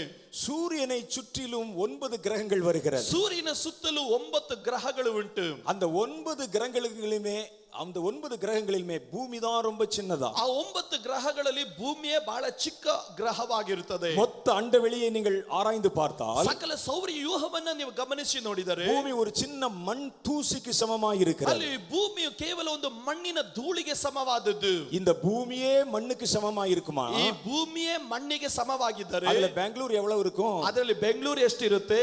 பெங்களூரே இவ்வளவு சின்னதா இருக்குமா? ಬೆಂಗಳೂರೇ ಇಷ್ಟು ಚಿಕ್ಕದಾಗಿದ್ದರೆ இங்க இருக்கிற உங்க ஏரியா எவ்வளவு இருக்கும்? ನೀವು ವಾಸ ಮಾಡುವ ಏರಿಯಾ ಇನ್ನೆಷ್ಟು ಇರುತ್ತದೆ? அந்த ஏரியாவே எவ்வளவு சின்னதா இருக்குமா? ಆ ಏರಿಯಾನೇ ಅಷ್ಟು ಚಿಕ್ಕದಾಗಿದ್ದರೆ உங்க வீடு எவ்வளவு சின்னதா இருக்கும்? ನಿಮ್ಮ ಮನೆ ಎಷ್ಟು ಚಿಕ್ಕದಾಗಿರುತ್ತೆ? உங்க வீட்ல அவ்வளவு பேர் இருந்தாலும் ನಿಮ್ಮ ಮನೆಯಲ್ಲಿ ಅಷ್ಟು ಜನ ಇದ್ರು அதுல நீங்க எவ்வளவு சின்னவங்களா இருப்பீங்க? ಅದರಲ್ಲಿ ನೀವಿನ್ನ ಎಷ್ಟು ಚಿಕ್ಕವರಾಗಿರುತ್ತೀರಿ? அவ்வளவு சின்ன உங்களை பார்த்து ಅಷ್ಟು ಚಿಕ್ಕವನಾದಂತ ನಿನ್ನನ್ನು ನೋಡಿ இவைகளெல்லாம் உண்டாக்கின தேவன் சொல்லுகிறார், ಇವುಗಳನ್ನೆಲ್ಲ ನಿರ್ಮಿಸಿದ ದೇವರು ಹೇಳುತ್ತಾ ಇದ್ದಾನೆ. பயப்படாதே, ಹೆದರಬೇಡ, நான் உன்னோடு இருக்கிறேன், ನಾನು ನಿನ್ನ ಸಂಗಡವಾಗಿದ್ದೇನೆ. ಲೆನ್ಸ್ வச்சு பார்த்தா கூட தெரியாத ஆட்கள் நம்ம. ಅಲ್ಲಿ ನಾವು ಗಮನಿಸಿಟ್ಟು ನೋಡಿದ್ರೆ ಲೆಕ್ಕ ಹಾಕುವುದಕ್ಕೆ ಸಾಧ್ಯವಾಗದಿರುವ ವ್ಯಕ್ತಿಗಳು ನಾವು. கர்த்தருடைய கண்கள் உங்களை தேடி கண்டுபிடித்திருக்கிறது. ಕರ್ತನ ಕಣ್ಣುಗಳು ನಿಮ್ಮನ್ನು ಹುಡುಕಿ ನಿಮ್ಮನ್ನು ಕಂಡು ಹಿಡಿದದೆ. தேவன் மகா பெரியவர், ದೇವರು ಬಹಳ ದೊಡ್ಡವನು. அவர் வானாதி வானங்களை உண்டாக்கினவர். ಆತನು ಆಕಾಶಗಳು ಉನ್ನತ ಆಕಾಶಗಳನ್ನು ನಿರ್ಮಿಸಿದ ಆತನು. விஞ்ஞானம் எத்தனையோ வளர்ச்சி அடைந்திருந்த பொழுதிலும், ವಿಜ್ಞಾನ ಎಷ್ಟೋ ಬೆಳವಣಿಗೆಯನ್ನು ಕಂಡಿದ್ದರು, இன்னும் எவ்வளவு நட்சத்திரங்கள் இருக்கிறது என்று எண்ணவே முடியவில்லை என்று சொல்லுகிறார். ಅವರು ಹೇಳ್ತಾ ಇದ್ರು ಇರುವಂತ ನಕ್ಷತ್ರಗಳನ್ನು ನಮ್ಮ ಕೈಯಲ್ಲಿ ಲೆಕ್ಕ ಹಾಕೋದಕ್ಕೆ ಆಗುತ್ತಾ ಇಲ್ಲ. அதுக்கு நாங்க இன்னும் மிஷினே கண்டுபிடிக்கலங்கன்னு சொல்றாங்க. ಅದಕ್ಕೆ ಇನ್ನ ಬೇಕಾದ ತಂತ್ರಜ್ಞಾನವನ್ನು ನಾವು ಕಂಡುಹಿಡಿದಿಲ್ಲ ஆனா ಎಂದು கர்த்தருடைய ಹೇಳ್ತಾ ಇದ್ದಾರೆ. வேதம் சொல்லுது, ಆದರೆ ದೇವರ ವಾಕ್ಯ ಹೇಳುತ್ತದೆ, அவர் நட்சத்திரங்களுக்கு ಆತನು ನಕ್ಷತ್ರಗಳನ್ನು ஒவ்வொன்றுக்கும் ಪ್ರತಿಯೊಂದಕ್ಕೂ ஒவ்வொரு பெயர் வைத்து கூப்பிடுகிறார். ಒಂದೊಂದು ಹೆಸರಿಡಿದು ಕರೆಯುತ್ತಾನೆ. ஒரு பாஸ்டர்கள் கையில கொண்டே பிள்ளைகளுக்கு பேர் வைக்க சொல்லுவாங்க. ಅಲ್ಲಿ ಪಾಸ್ಟರ್ ಕೈಯಲ್ಲಿ ಮಕ್ಕಳನ್ನು ಕೊಟ್ಟು ಮಕ್ಕಳಿಗೆ ಹೆಸರಿಡಿ ಅಂತ ஒரு ಹೇಳ್ತಾರೆ. 10 பேருக்கு பேர் வைக்கலாம். ಒಂದು 10 ಜನರಿಗೆ ಹೆಸರಿಡಬಹುದು. அடுத்து வரும்போது நமக்கு என்ன பேர் வைப்பது என்ற ஒரு குழப்பம் வரும். ಹಿಂದೆ ಮಕ್ಕಳು ಬರ್ತಾ ಇದ್ರೆ ಏನ್ ಹೆಸರಿಡೋದು ಅಂತ ನಮಗೆ ಗೊಂದಲ. ஆனா ஆண்டவரை பாருங்க, ಆದ್ರೆ ಕರ್ತನನ್ನು ನೋಡ್ರಿ, நமக்கு எண்ண முடியாத நட்சத்திரங்களுக்கெல்லாம் ನಮಗೆ ಎಣಿಸಲಿಕ್ಕೆ ಆಗದಿರುವಂತ ನಕ್ಷತ್ರಗಳಿಗೆಲ್ಲ அவர் பேர் வச்சு அட்டெண்டன்ஸ் போட்டு கூப்பிடுகிறார். ದೇವರು ಅದಕ್ಕೆ ಸಂಖ್ಯೆ ಹೆಸರನ್ನು ಕರೆದು ಅವರ ಹೆಸರುಗಳನ್ನು ಗುರ್ತು ಮಾಡಿ ದೇವರು ಕರೆಯುತ್ತಾನೆ. Planet S, planet S, planet X, ಗ್ರಹ ಎಕ್ಸ್, அது உடனே எஸ் சார் என்று ಅದಕ್ಕೆ ತಕ್ಷಣ ಹೇಳುತ್ತೆ ಎಸ್ ಸರ್. அவர் கை அசைவுக்காக அவைகள் காத்திருக்கிறார். ಅದರ ತನ್ನ ಕೈಯ ಒಂದು ಚಲನೆಗಾಗಿ ಅದು ಕಾಯ್ತಾ ಇದೆ. அவ்வளவு பெரிய தேவனாக்கும் இன்றைக்கு உங்களை தேடி இந்த இடத்துல வந்து நின்று ಅಷ್ಟು ಉನ್ನತನಾದಂತ ದೇವರು ಆತನು ಇವತ್ತು ನಿಮ್ಮನ್ನು ಹುಡುಕಿಕೊಂಡು ಬಂದಿದ್ದಾನೆ. அவர் மகிமை நிறைந்தவர், ಆತನು ಮಹಿಮೆದಾರಿ, அவர் உங்களை பிழைப்பூட்ட வல்லமையுடையவர். ಆತನು ನಿಮ್ಮನ್ನು ಬಹಳ ಚಿಗುರಿಸತಕ್ಕಂತೆ ಮಾಡುವುದಕ್ಕೆ ಶಕ್ತನಾದವನು. கர்த்தரை தேடினதுக்காக வேலை போனா போயிட்டு போகுது. ಅಲ್ಲಿ ಕರ್ತನನ್ನು ಹುಡುಕಿದ ನಿಮಿತ್ತವಾಗಿ ಕೆಲಸ ಹೋದ್ರೆ ಹೋಯ್ತು. நம்முடைய தேவன் அதை விட பெரியவர். ನಮ್ಮ ದೇವರು ಅದಕ್ಕಿಂತ ದೊಡ್ಡವನು. 40 வருஷம் வனாந்தரத்திலே கர்த்தருடைய ஜனங்கள் நடந்தார்கள். 40 ವರ್ಷಗಳ ಕಾಲ ಅರಣ್ಯದಲ್ಲಿ ತನ್ನ ಜನರು ನಡೆದರು. அவர்கள் விதைக்கவும் இல்லை, அறுக்கவும் இல்லை. ಅವರು ಬಿತ್ತಲಿಲ್ಲ, ಅವರು ಕೊಯ್ಯಲಿಲ್ಲ. மழை பெய்யவில்லை என்று அவர்கள் கவலைப்படவில்லை. ಅವರ ಕಣಜಗಳಲ್ಲಿ ಕೂಡಲೂ ಇಲ್ಲ, ಕೂಡಿಡಲಿಲ್ಲ. விவசாயம் எல்லாம் பொய்த்து போய் விட்டதே என்று அவர்கள் மனவருத்தப்படவில்லை. ಅಯ್ಯೋ ವ್ಯವಸಾಯ ಎಲ್ಲ ನಾಶವಾಯ್ತಲ್ಲ ಎಂದು ಅವರು ಬೇಸರಗೊಳ್ಳಲಿಲ್ಲ. காலையிலே கதவை திறந்து பார்த்தா சாப்பாடு இருந்தது. ಅವರು ಮುಂಜಾನೆ ಬಾಗಿಲು ತೆರೆದು ನೋಡಿದಾಗ ಆಹಾರ ಮುಂಭಾಗದಲ್ಲಿದೆ. எனக்கு ஒரு பெரிய ஆச்சரியம் அதிலே உண்டு. ನನಗೆ ಅದರಲ್ಲಿ ಬಹಳ ಆಶ್ಚರ್ಯ ಉಂಟು. 40 வருஷம் அவர்கள் நடந்தார்கள். 40 ವರ್ಷ ಅವರು ನಡೆದರು. அவருடைய பாதரட்சைகள் கிழிந்து போகவில்லை என்று எழுதி இருக்கிறது. ಅವರ ಪಾದರಕ್ಷೆಗಳು, ಅವರ ಚಪ್ಪಲಿಗಳು ಅದು ಸವದು ಹೋಗಲಿಲ್ಲ, ಹರಿದು ಹೋಗಲಿಲ್ಲ ಎಂದು அவருடைய ಹೇಳುತ್ತದೆ. வஸ்திரங்கள் பழசாய் போகவில்லை என்று சொல்லி ಅವರ ವಸ್ತ್ರವು ಹಳೆದಾಗಿ ಹೋಗಲಿಲ್ಲ, ಜೀರ್ಣಿಸಿ ಹೋಗಲಿಲ್ಲ.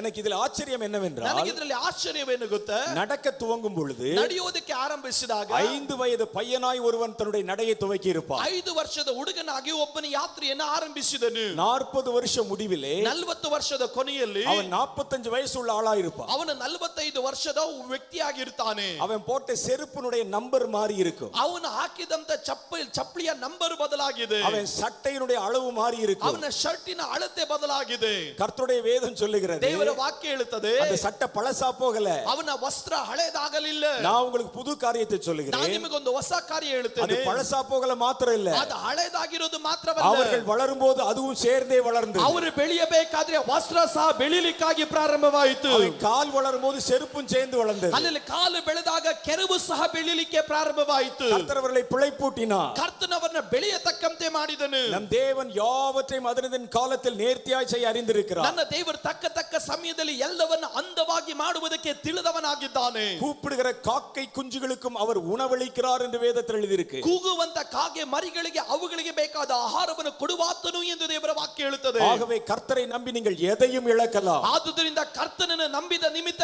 ಏನ್ ಬೇಕಾದರೂ ಕಳ್ಕೊಳ್ಳಬಹುದು. கர்த்தர் எல்லாவற்றையும் 7-70 உங்களுக்கு திரும்ப கொண்டு வந்து கொடுப்பார். ಆದ್ರೆ ನೀನು ನಷ್ಟಪಡಿಸಿಕೊಂಡಿದ್ದ ಎಲ್ಲವನ್ನು 7-70 ದೇವರು ನಿನಗೆ ಹಿಂತಿರುಗಿ ದೇವರು ಕೊಡುತ್ತಾನೆ. ஆகவே முதலாவது தேவனுடைய ராஜ்யத்தையும் அவர் நீதியும் தேடுங்கள். ಆದುದರಿಂದ ಮೊದಲನೇದಾಗಿ ದೇವರ ರಾಜ್ಯವನ್ನು ನೀತಿಗಾಗಿ ತವಕಪಡ್ರಿ. நான் ஏன் இதை இவ்வளவு வலியுறுத்தி சொல்லுகிறேன் சொல்லுகிறேன் ನಾನು என்றால் ಏನಕ್ಕೋಸ್ಕರವಾಗಿ ಇಷ್ಟು ಒತ್ತಾಯಪಡಿಸಿ ಹೇಳ್ತಾ ಇದ್ದೇನೆಂದರೆ கர்த்தர் இந்த சபையை குறித்து ஒரு பெரிய திட்டத்தை வைத்திருக்கிறார். ಕರ್ತನು ಈ ಸಭೆಯ ಕುರಿತಾಗಿ ದೊಡ್ಡ ಉದ್ದೇಶವನ್ನು ಇಟ್ಟಿದ್ದಾನೆ. அதை இந்த நாட்களில் தான் கர்த்தர் உங்களுக்கு வெளிப்படுத்தி காட்ட போகிறார். ದೇವರು ಅದನ್ನು ಈ ದಿವಸಗಳಲ್ಲಿ ದೇವರು ನಿಮಗೆ ಪ್ರಕಟಿಸಲಿಕ್ಕೆ ಹೋಗುತ್ತಾನೆ. அதனால நீங்க அதை மிஸ் பண்ணிர கூடாது. ಆದ್ರಿಂದ ನೀವು ಅದನ್ನು ಕಳಕೊಳ್ಳಬಾರದು. அந்த தரிசனத்திலே நீங்கள் இருக்க வேண்டும். ಆ ದರ್ಶನದಲ್ಲಿ ನೀವು ಇರಬೇಕು. அந்த வேலையிலே நீங்கள் இருக்கணும். ಆ ಸೇವೆಯಲ್ಲಿ ನೀವು ಇರಬೇಕು. அதற்கு நீங்கள் எதையாவது இழந்து தியாகம் செய்து தான் நீங்க வரணும். ಅದಕ್ಕಾಗಿ ನೀವು ಏನಾದರೂ ಕಳ್ಕೊಂಡಾಗ್ಲಿ ಬೆಲೆ ತೆತ್ತಿ ಆಗ್ಲಿ ನೀವು ಬರಲೇಬೇಕು. நாளைக்குலாம் வந்து உட்கார்ந்துறணும். ನೀವು ಬಂದು ಕುಳಿತುಕೊಂಡು ಬಿಡಬೇಕು. கர்த்தர் பேசுகிற வார்த்தைகளை கேட்டுக்கொண்டே இருக்கணும். ಕರ್ತನು ಮಾತನಾಡುವ ಮಾತುಗಳನ್ನು ನೀವು ಕೇಳುತ್ತಾ ಇರಬೇಕು. இடைவிடாமல் ஜெபிக்கணும். ನಾವು ಎಡಬಿಡದೆ ಪ್ರಾರ್ಥಿಸಬೇಕು. பரலோக ராஜ்யம் பலவந்தம் பண்ணப்படுகிறது. ಪರಲೋಕ ರಾಜ್ಯ ಬಲಾತ್ಕಾರಕ್ಕೆ ಗುರಿಯಾಗಿದೆ. பலவந்தம் பண்ணுகிறவர்கள் அதை பிடித்துக் கொள்ளுகிறார்கள். ಬಲಾತ್ಕಾರಿಗಳು ಅದನ್ನು ಸ್ವಾಧೀನ ಮಾಡಿಕೊಳ್ಳುತ್ತಾರೆ. சட்டையில் அழுக்குப்படாம கர்த்தருக்கு ஊழியம் செய்ய முடியாது. ಅಲ್ಲಿ ವಸ್ತ್ರವನ್ನು ಕೊಳೆ ಮಾಡಿಕೊಳ್ಳದಂತೆ ಯಾರು ಸೇವೆ ಮಾಡಕ್ಕಾಗಲ್ಲ. கர்த்தர் உங்களை பெரிய தரிசனத்திற்கு அழைத்திருக்கிறார். ಕರ್ತನು ನಿಮ್ಮನ್ನು ದೊಡ್ಡ ದರ್ಶನಕ್ಕಾಗಿ ಕರೆದಿದ್ದಾನೆ. எங்களுடைய ஊழியங்களுக்காக நீங்கள் ஜெபித்துக் ನಮ್ಮ கொள்ளுங்கள். ಸೇವೆಗಳಿಗಾಗಿ ನೀವು ಪ್ರಾರ್ಥಿಸಿರಿ. நாங்கள் இதை தொடர்ந்து அங்கே எருசலேமிலே 13 நாட்கள் அங்கே எங்களுக்கு முகாம் இருக்கிறது. ನಾವು ಯೆರೂಸಲೇಮಿನಲ್ಲಿ ಮುಂದಿನ ದಿವಸಗಳಲ್ಲಿ 13 ದಿವಸಗಳ ಕಾಲ ನಮಗೆ ಕೂಟಗಳುಂಟು. இந்த முறை அங்க இருக்கிற இந்த யூத கிறிஸ்தவர்களை சந்தித்து அவர்களுக்கு கர்த்தரை குறித்த மேலான காரியத்தை சொல்லி தர போகிறோம். ನಾವು ಅಲ್ಲಿರುವಂತ ಯಹೂದ್ಯ ಕ್ರೈಸ್ತರನ್ನು ನಾವು ಸಂದರ್ಶಿಸಿ ಅವರಿಗೆ ಕರ್ತನ ಕುರಿತಾದಂತ ಮಹಿಮೆಕರವಾದ ವಿಷಯಗಳನ್ನು ನಾವು ಅವರಿಗೆ ಹೇಳಿಕೊಡುತ್ತೇವೆ. அங்கே நிறைய யூத கிறிஸ்தவர்கள் இருக்கிறாங்க. ಅಲ್ಲಿ ಅನೇಕ ಯಹೂದ್ಯರಾದಂತ ಕ್ರೈಸ್ತರಿದ್ದಾರೆ. ஆனால் அது மற்ற எண்ணிக்கையை வைத்து பார்த்தா ரொம்ப குறைந்த அளவுல தான் இருக்கிறாங்க. ಬೇರೆ ಕಡೆ ಲೆಕ್ಕ ಹಾಕಿ ಮಾಡಿ ನೋಡಿದರೆ ಸ್ವಲ್ಪ ಸಂಖ್ಯೆಯಲ್ಲಿ ಮಾತ್ರ ಇದ್ದಾರೆ. அவர்களுக்கு மெசியானிக் கிறிஸ்தவர்கள் என்று பெயர். ಅವರು ಮೆಸಿಯಾನಿಕ್ ಕ್ರಿಶ್ಚಿಯನ್ಸ್ ಅಂತ அந்த ಕರೆಯಲ್ಪಡುತ್ತಾರೆ. போதகர்களில் சிலரை நான் சந்தித்திருக்கிறேன். ಅವರ ಬೋಧಕರಲ್ಲಿ ಕೆಲವರನ್ನ ನಾನು ಭೇಟಿ ಮಾಡಿದ್ದೇನೆ. ஒருவருடைய வீட்ல நாங்க உட்கார்ந்து சாப்பிட்டு இருக்கிறோம். ಅವರೊಬ್ಬರ ಮನೆಯಲ್ಲಿ ನಾವು ಕುಳಿತುಕೊಂಡು ಊಟ ಮಾಡಿದ್ದೇವೆ. அவருடைய சர்ச் ஆராதனையிலே நான் கலந்திருக்கிறேன். ಅವರ ಸಭೆಯ ಆರಾಧನೆಯಲ್ಲಿ ನಾನು ಪಾಲುಗಾರನಾಗಿದ್ದೇನೆ. ரொம்ப வருத்தம் தரக்கூடிய ஒரு விஷயம் என்னன்னா, ಬಹಳ ಬೇಸರಕರವಾದ அவர் ವಿಷಯವೆಂದರೆ யூத பாரம்பரியங்கள் எதையும் விட்டு விடவில்லை. ಅವರು ಯಹೂದ್ಯರ ಪಾರಂಪರ್ಯವನ್ನ ಯಾವುದು ಬಿಡಲಿಲ್ಲ. யூத மதத்தில் சொல்லி இருக்கிற பாரம்பரியங்களை அப்படியே கடைபிடிக்கிறாங்க. ಅವರು ಯಹೂದ್ಯರ ಪಾರಂಪರ್ಯದಲ್ಲಿ ಹೇಳಲ್ಪಟ್ಟಂತ ಅದೇ ವಿಷಯವನ್ನು ಅದೇ ರೀತಿ ಹಿಂಬಾಲಿಸ್ತಾ ಇದ್ದಾರೆ. இயேசுவை மாத்திரம் நம்புகிறார்கள், அவ்வளவுதான். ಯೇಸುವನ್ನು ಮಾತ್ರ ನಂಬುತ್ತಾರೆ ಅಷ್ಟೇ. இவர்களுக்கு இன்னும் அறிவிக்க வேண்டிய நிறைய காரியங்கள் இருக்கிறது. ಇನ್ನು ಅವರಿಗೆ ತಿಳಿಸಲ್ಪಡತಕ್ಕಂತೆ ಅನೇಕ ಸಂಗತಿಗಳು ಉಂಟು. இந்த முறை அவர்களை சந்தித்து அவர்களுக்கு ஒரு விசேஷ கூட்டம் வச்சிருக்கிறோம். ಈ ಸಮಯದಲ್ಲಿ ಅವರನ್ನು ಸಂದರ್ಶಿಸಿ ಅವರಿಗಾಗಿ ವಿಶೇಷವಾದ ಕೂಟವನ್ನು ಇಟ್ಟಿದ್ದೇವೆ. யூதர்களுக்காக அதிகம் ஜெபிக்கணும். ನಾವು ಯಹೂದ್ಯರಿಗಾಗಿ ಅಧಿಕವಾಗಿ ಪ್ರಾರ್ಥಿಸಬೇಕು. யூதர்களுடைய ரட்சிப்புக்காக ஜெபிக்கணும். ಯಹೂದ್ಯರ ರಕ್ಷಣೆಗಾಗಿ ಪ್ರಾರ್ಥಿಸಬೇಕು. ஏனென்றால் ரட்சிப்பு யூதர் வழியாக வருகிறது என்று இயேசு சொன்னார். ಕಾರಣವೇನೆಂದರೆ ರಕ್ಷಣೆ ಎನ್ನುವುದು ಯಹೂದ್ಯರ ಮುಖಾಂತರವಾಗಿ ಬರುತ್ತದೆ ಎಂದು ದೇವರು உலகத்துக்கு ಹೇಳಿದ್ದಾನೆ. ரட்சிப்பு யூதர் வழியா தான் வந்தது. ಲೋಕದ ರಕ್ಷಣೆ ಯಹೂದ್ಯರ ಮುಖಾಂತರವಾಗಿಯೇ ಬಂದಿತ್ತು. ஆனால் யூதர்கள் ரட்சிக்கப்படாமல் இருக்கிறாங்க. ಆದ್ರೆ ಯಹೂದ್ಯರು ಇನ್ನ ರಕ್ಷಣೆ ಹೊಂದದೆ அவர்கள் கடைசி காலத்திலே ரட்சிக்கப்படுவார்கள் என்று கர்த்தருடைய வேதத்தில் எழுதி இருக்கிறார். ಅವರು ಕಡೆ ಕಾಲದಲ್ಲಿ ರಕ್ಷಣೆ ಹೊಂದುತ್ತಾರೆ ಎಂದು ದೇವರ ವಾಕ್ಯ ಹೇಳುತ್ತದೆ. அந்த வார்த்தைகளை பெற்றுக்கொண்டு தான் நாங்கள் அந்த ஊழியத்தை செய்ய ஆரம்பித்திருக்கிறோம். ಆ ಮಾತುಗಳನ್ನು ನಾವು ಅಂಗೀಕರಿಸಿಕೊಂಡು ಅವರ ಮಧ್ಯದಲ್ಲಿ ಸೇವೆ ಮಾಡುವುದಕ್ಕಾಗಿ ನಾವು ಪ್ರಾರಂಭಿಸಿದ್ದೇವೆ. அந்த யூதர்களுக்கு நான் ஏன் அவசியமா ஜெபிக்க வேண்டும்? ಯಹೂದ್ಯರಿಗಾಗಿ ಏನಕ್ಕಾಗಿ ಅವಶ್ಯಕತೆ ಉಳ್ಳವರಾಗಿ ನಾವು ಪ್ರಾರ್ಥಿಸಬೇಕು. இதை குறித்து கர்த்தர் வெளிப்படுத்தின பல ரகசியங்கள் அடங்கின ஒரு சிடி ஒன்று விற்பனைக்கு வச்சிருக்காங்க. ಅವರ ಕುರಿತಾದಂತ ರಹಸ್ಯವನ್ನು ಅಡಗಿರುವಂತ ಒಂದು ಸಿಡಿಯನ್ನ ಮಾರಾಟಕ್ಕೆ ಇಟ್ಟಿದ್ದಾರೆ. இந்த அரைசோ இஸ்ரேல் என்பது அதனுடைய பெயர். ಅರೈಸೋ ಇಸ್ರಾಯೇಲ್ ಎನ್ನುವುದು ಅದರ ಹೆಸರು. கர்த்தர் வெளிப்படுத்தின காரியங்களை நானே அதிலே பேசி இருக்கிறேன். ಕರ್ತನು ಪ್ರಕಟಿಸಿದ ಕಾರ್ಯವನ್ನು ನಾನೇ ಅದರಲ್ಲಿ ಮಾತಾಡಿದ್ದೇನೆ. வெளியே எங்களுடைய புக் ஸ்டால் இருக்கிறது. ನಮ್ಮ ಹೊರಗಡೆ ನಮ್ಮ ಬುಕ್ ಸ್ಟಾಲ್ ಇದೆ. போகும் பொழுது அதில் இந்த பிரதிகள் கிடைக்கும், வாங்கி செல்லுங்க. ನೀವು ಹೋಗಬೇಕಾದ್ರೆ ಅದರ ಕಾಪಿಗಳು ಸಿಗುತ್ತದೆ, ತೆಗೆದುಕೊಂಡು ಹೋಗ್ರಿ. அதே போல வெளிப்படுத்தின விசேஷ செய்திகள் என்ற தமிழ்ல ஒரு புத்தகம் இருக்கு. ಅದೇ ರೀತಿ ಪ್ರಕಟಣೆಯ ಸಂದೇಶಗಳು ಎನ್ನುವಂತ ಒಂದು ತಮಿಳಿನ ಪುಸ್ತಕ ಉಂಟು.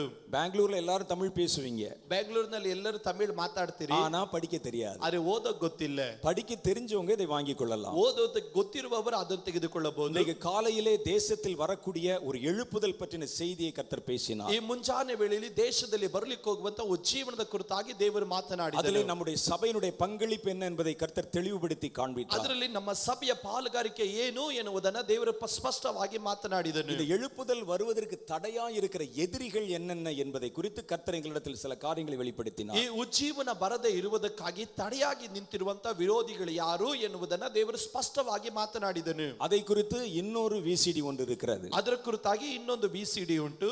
இதற்கு இந்த எழுப்புதல் எதிரிகள் என்ற தலைப்பு கொடுக்கப்பட்டிருக்கிறது. ಅದರಲ್ಲಿ ಉಜ್ಜೀವನದ ವಿರೋಧಿಗಳು ಎಂದು ಹೆಸರು ಕೊಡಲ್ಪಟ್ಟಿದೆ. இதுவும் கூட எங்களுடைய புஸ்தக எங்களுடைய புக் ஸ்டால்ல அங்கே விற்பனைக்கு ಇದು வைக்கப்பட்டிருக்கிறது. ಸಹ ನಮ್ಮ ಬುಕ್ ಸ್ಟಾಲ್ ಅಲ್ಲಿ ಮಾರಾಟಕ್ಕುಂಟು.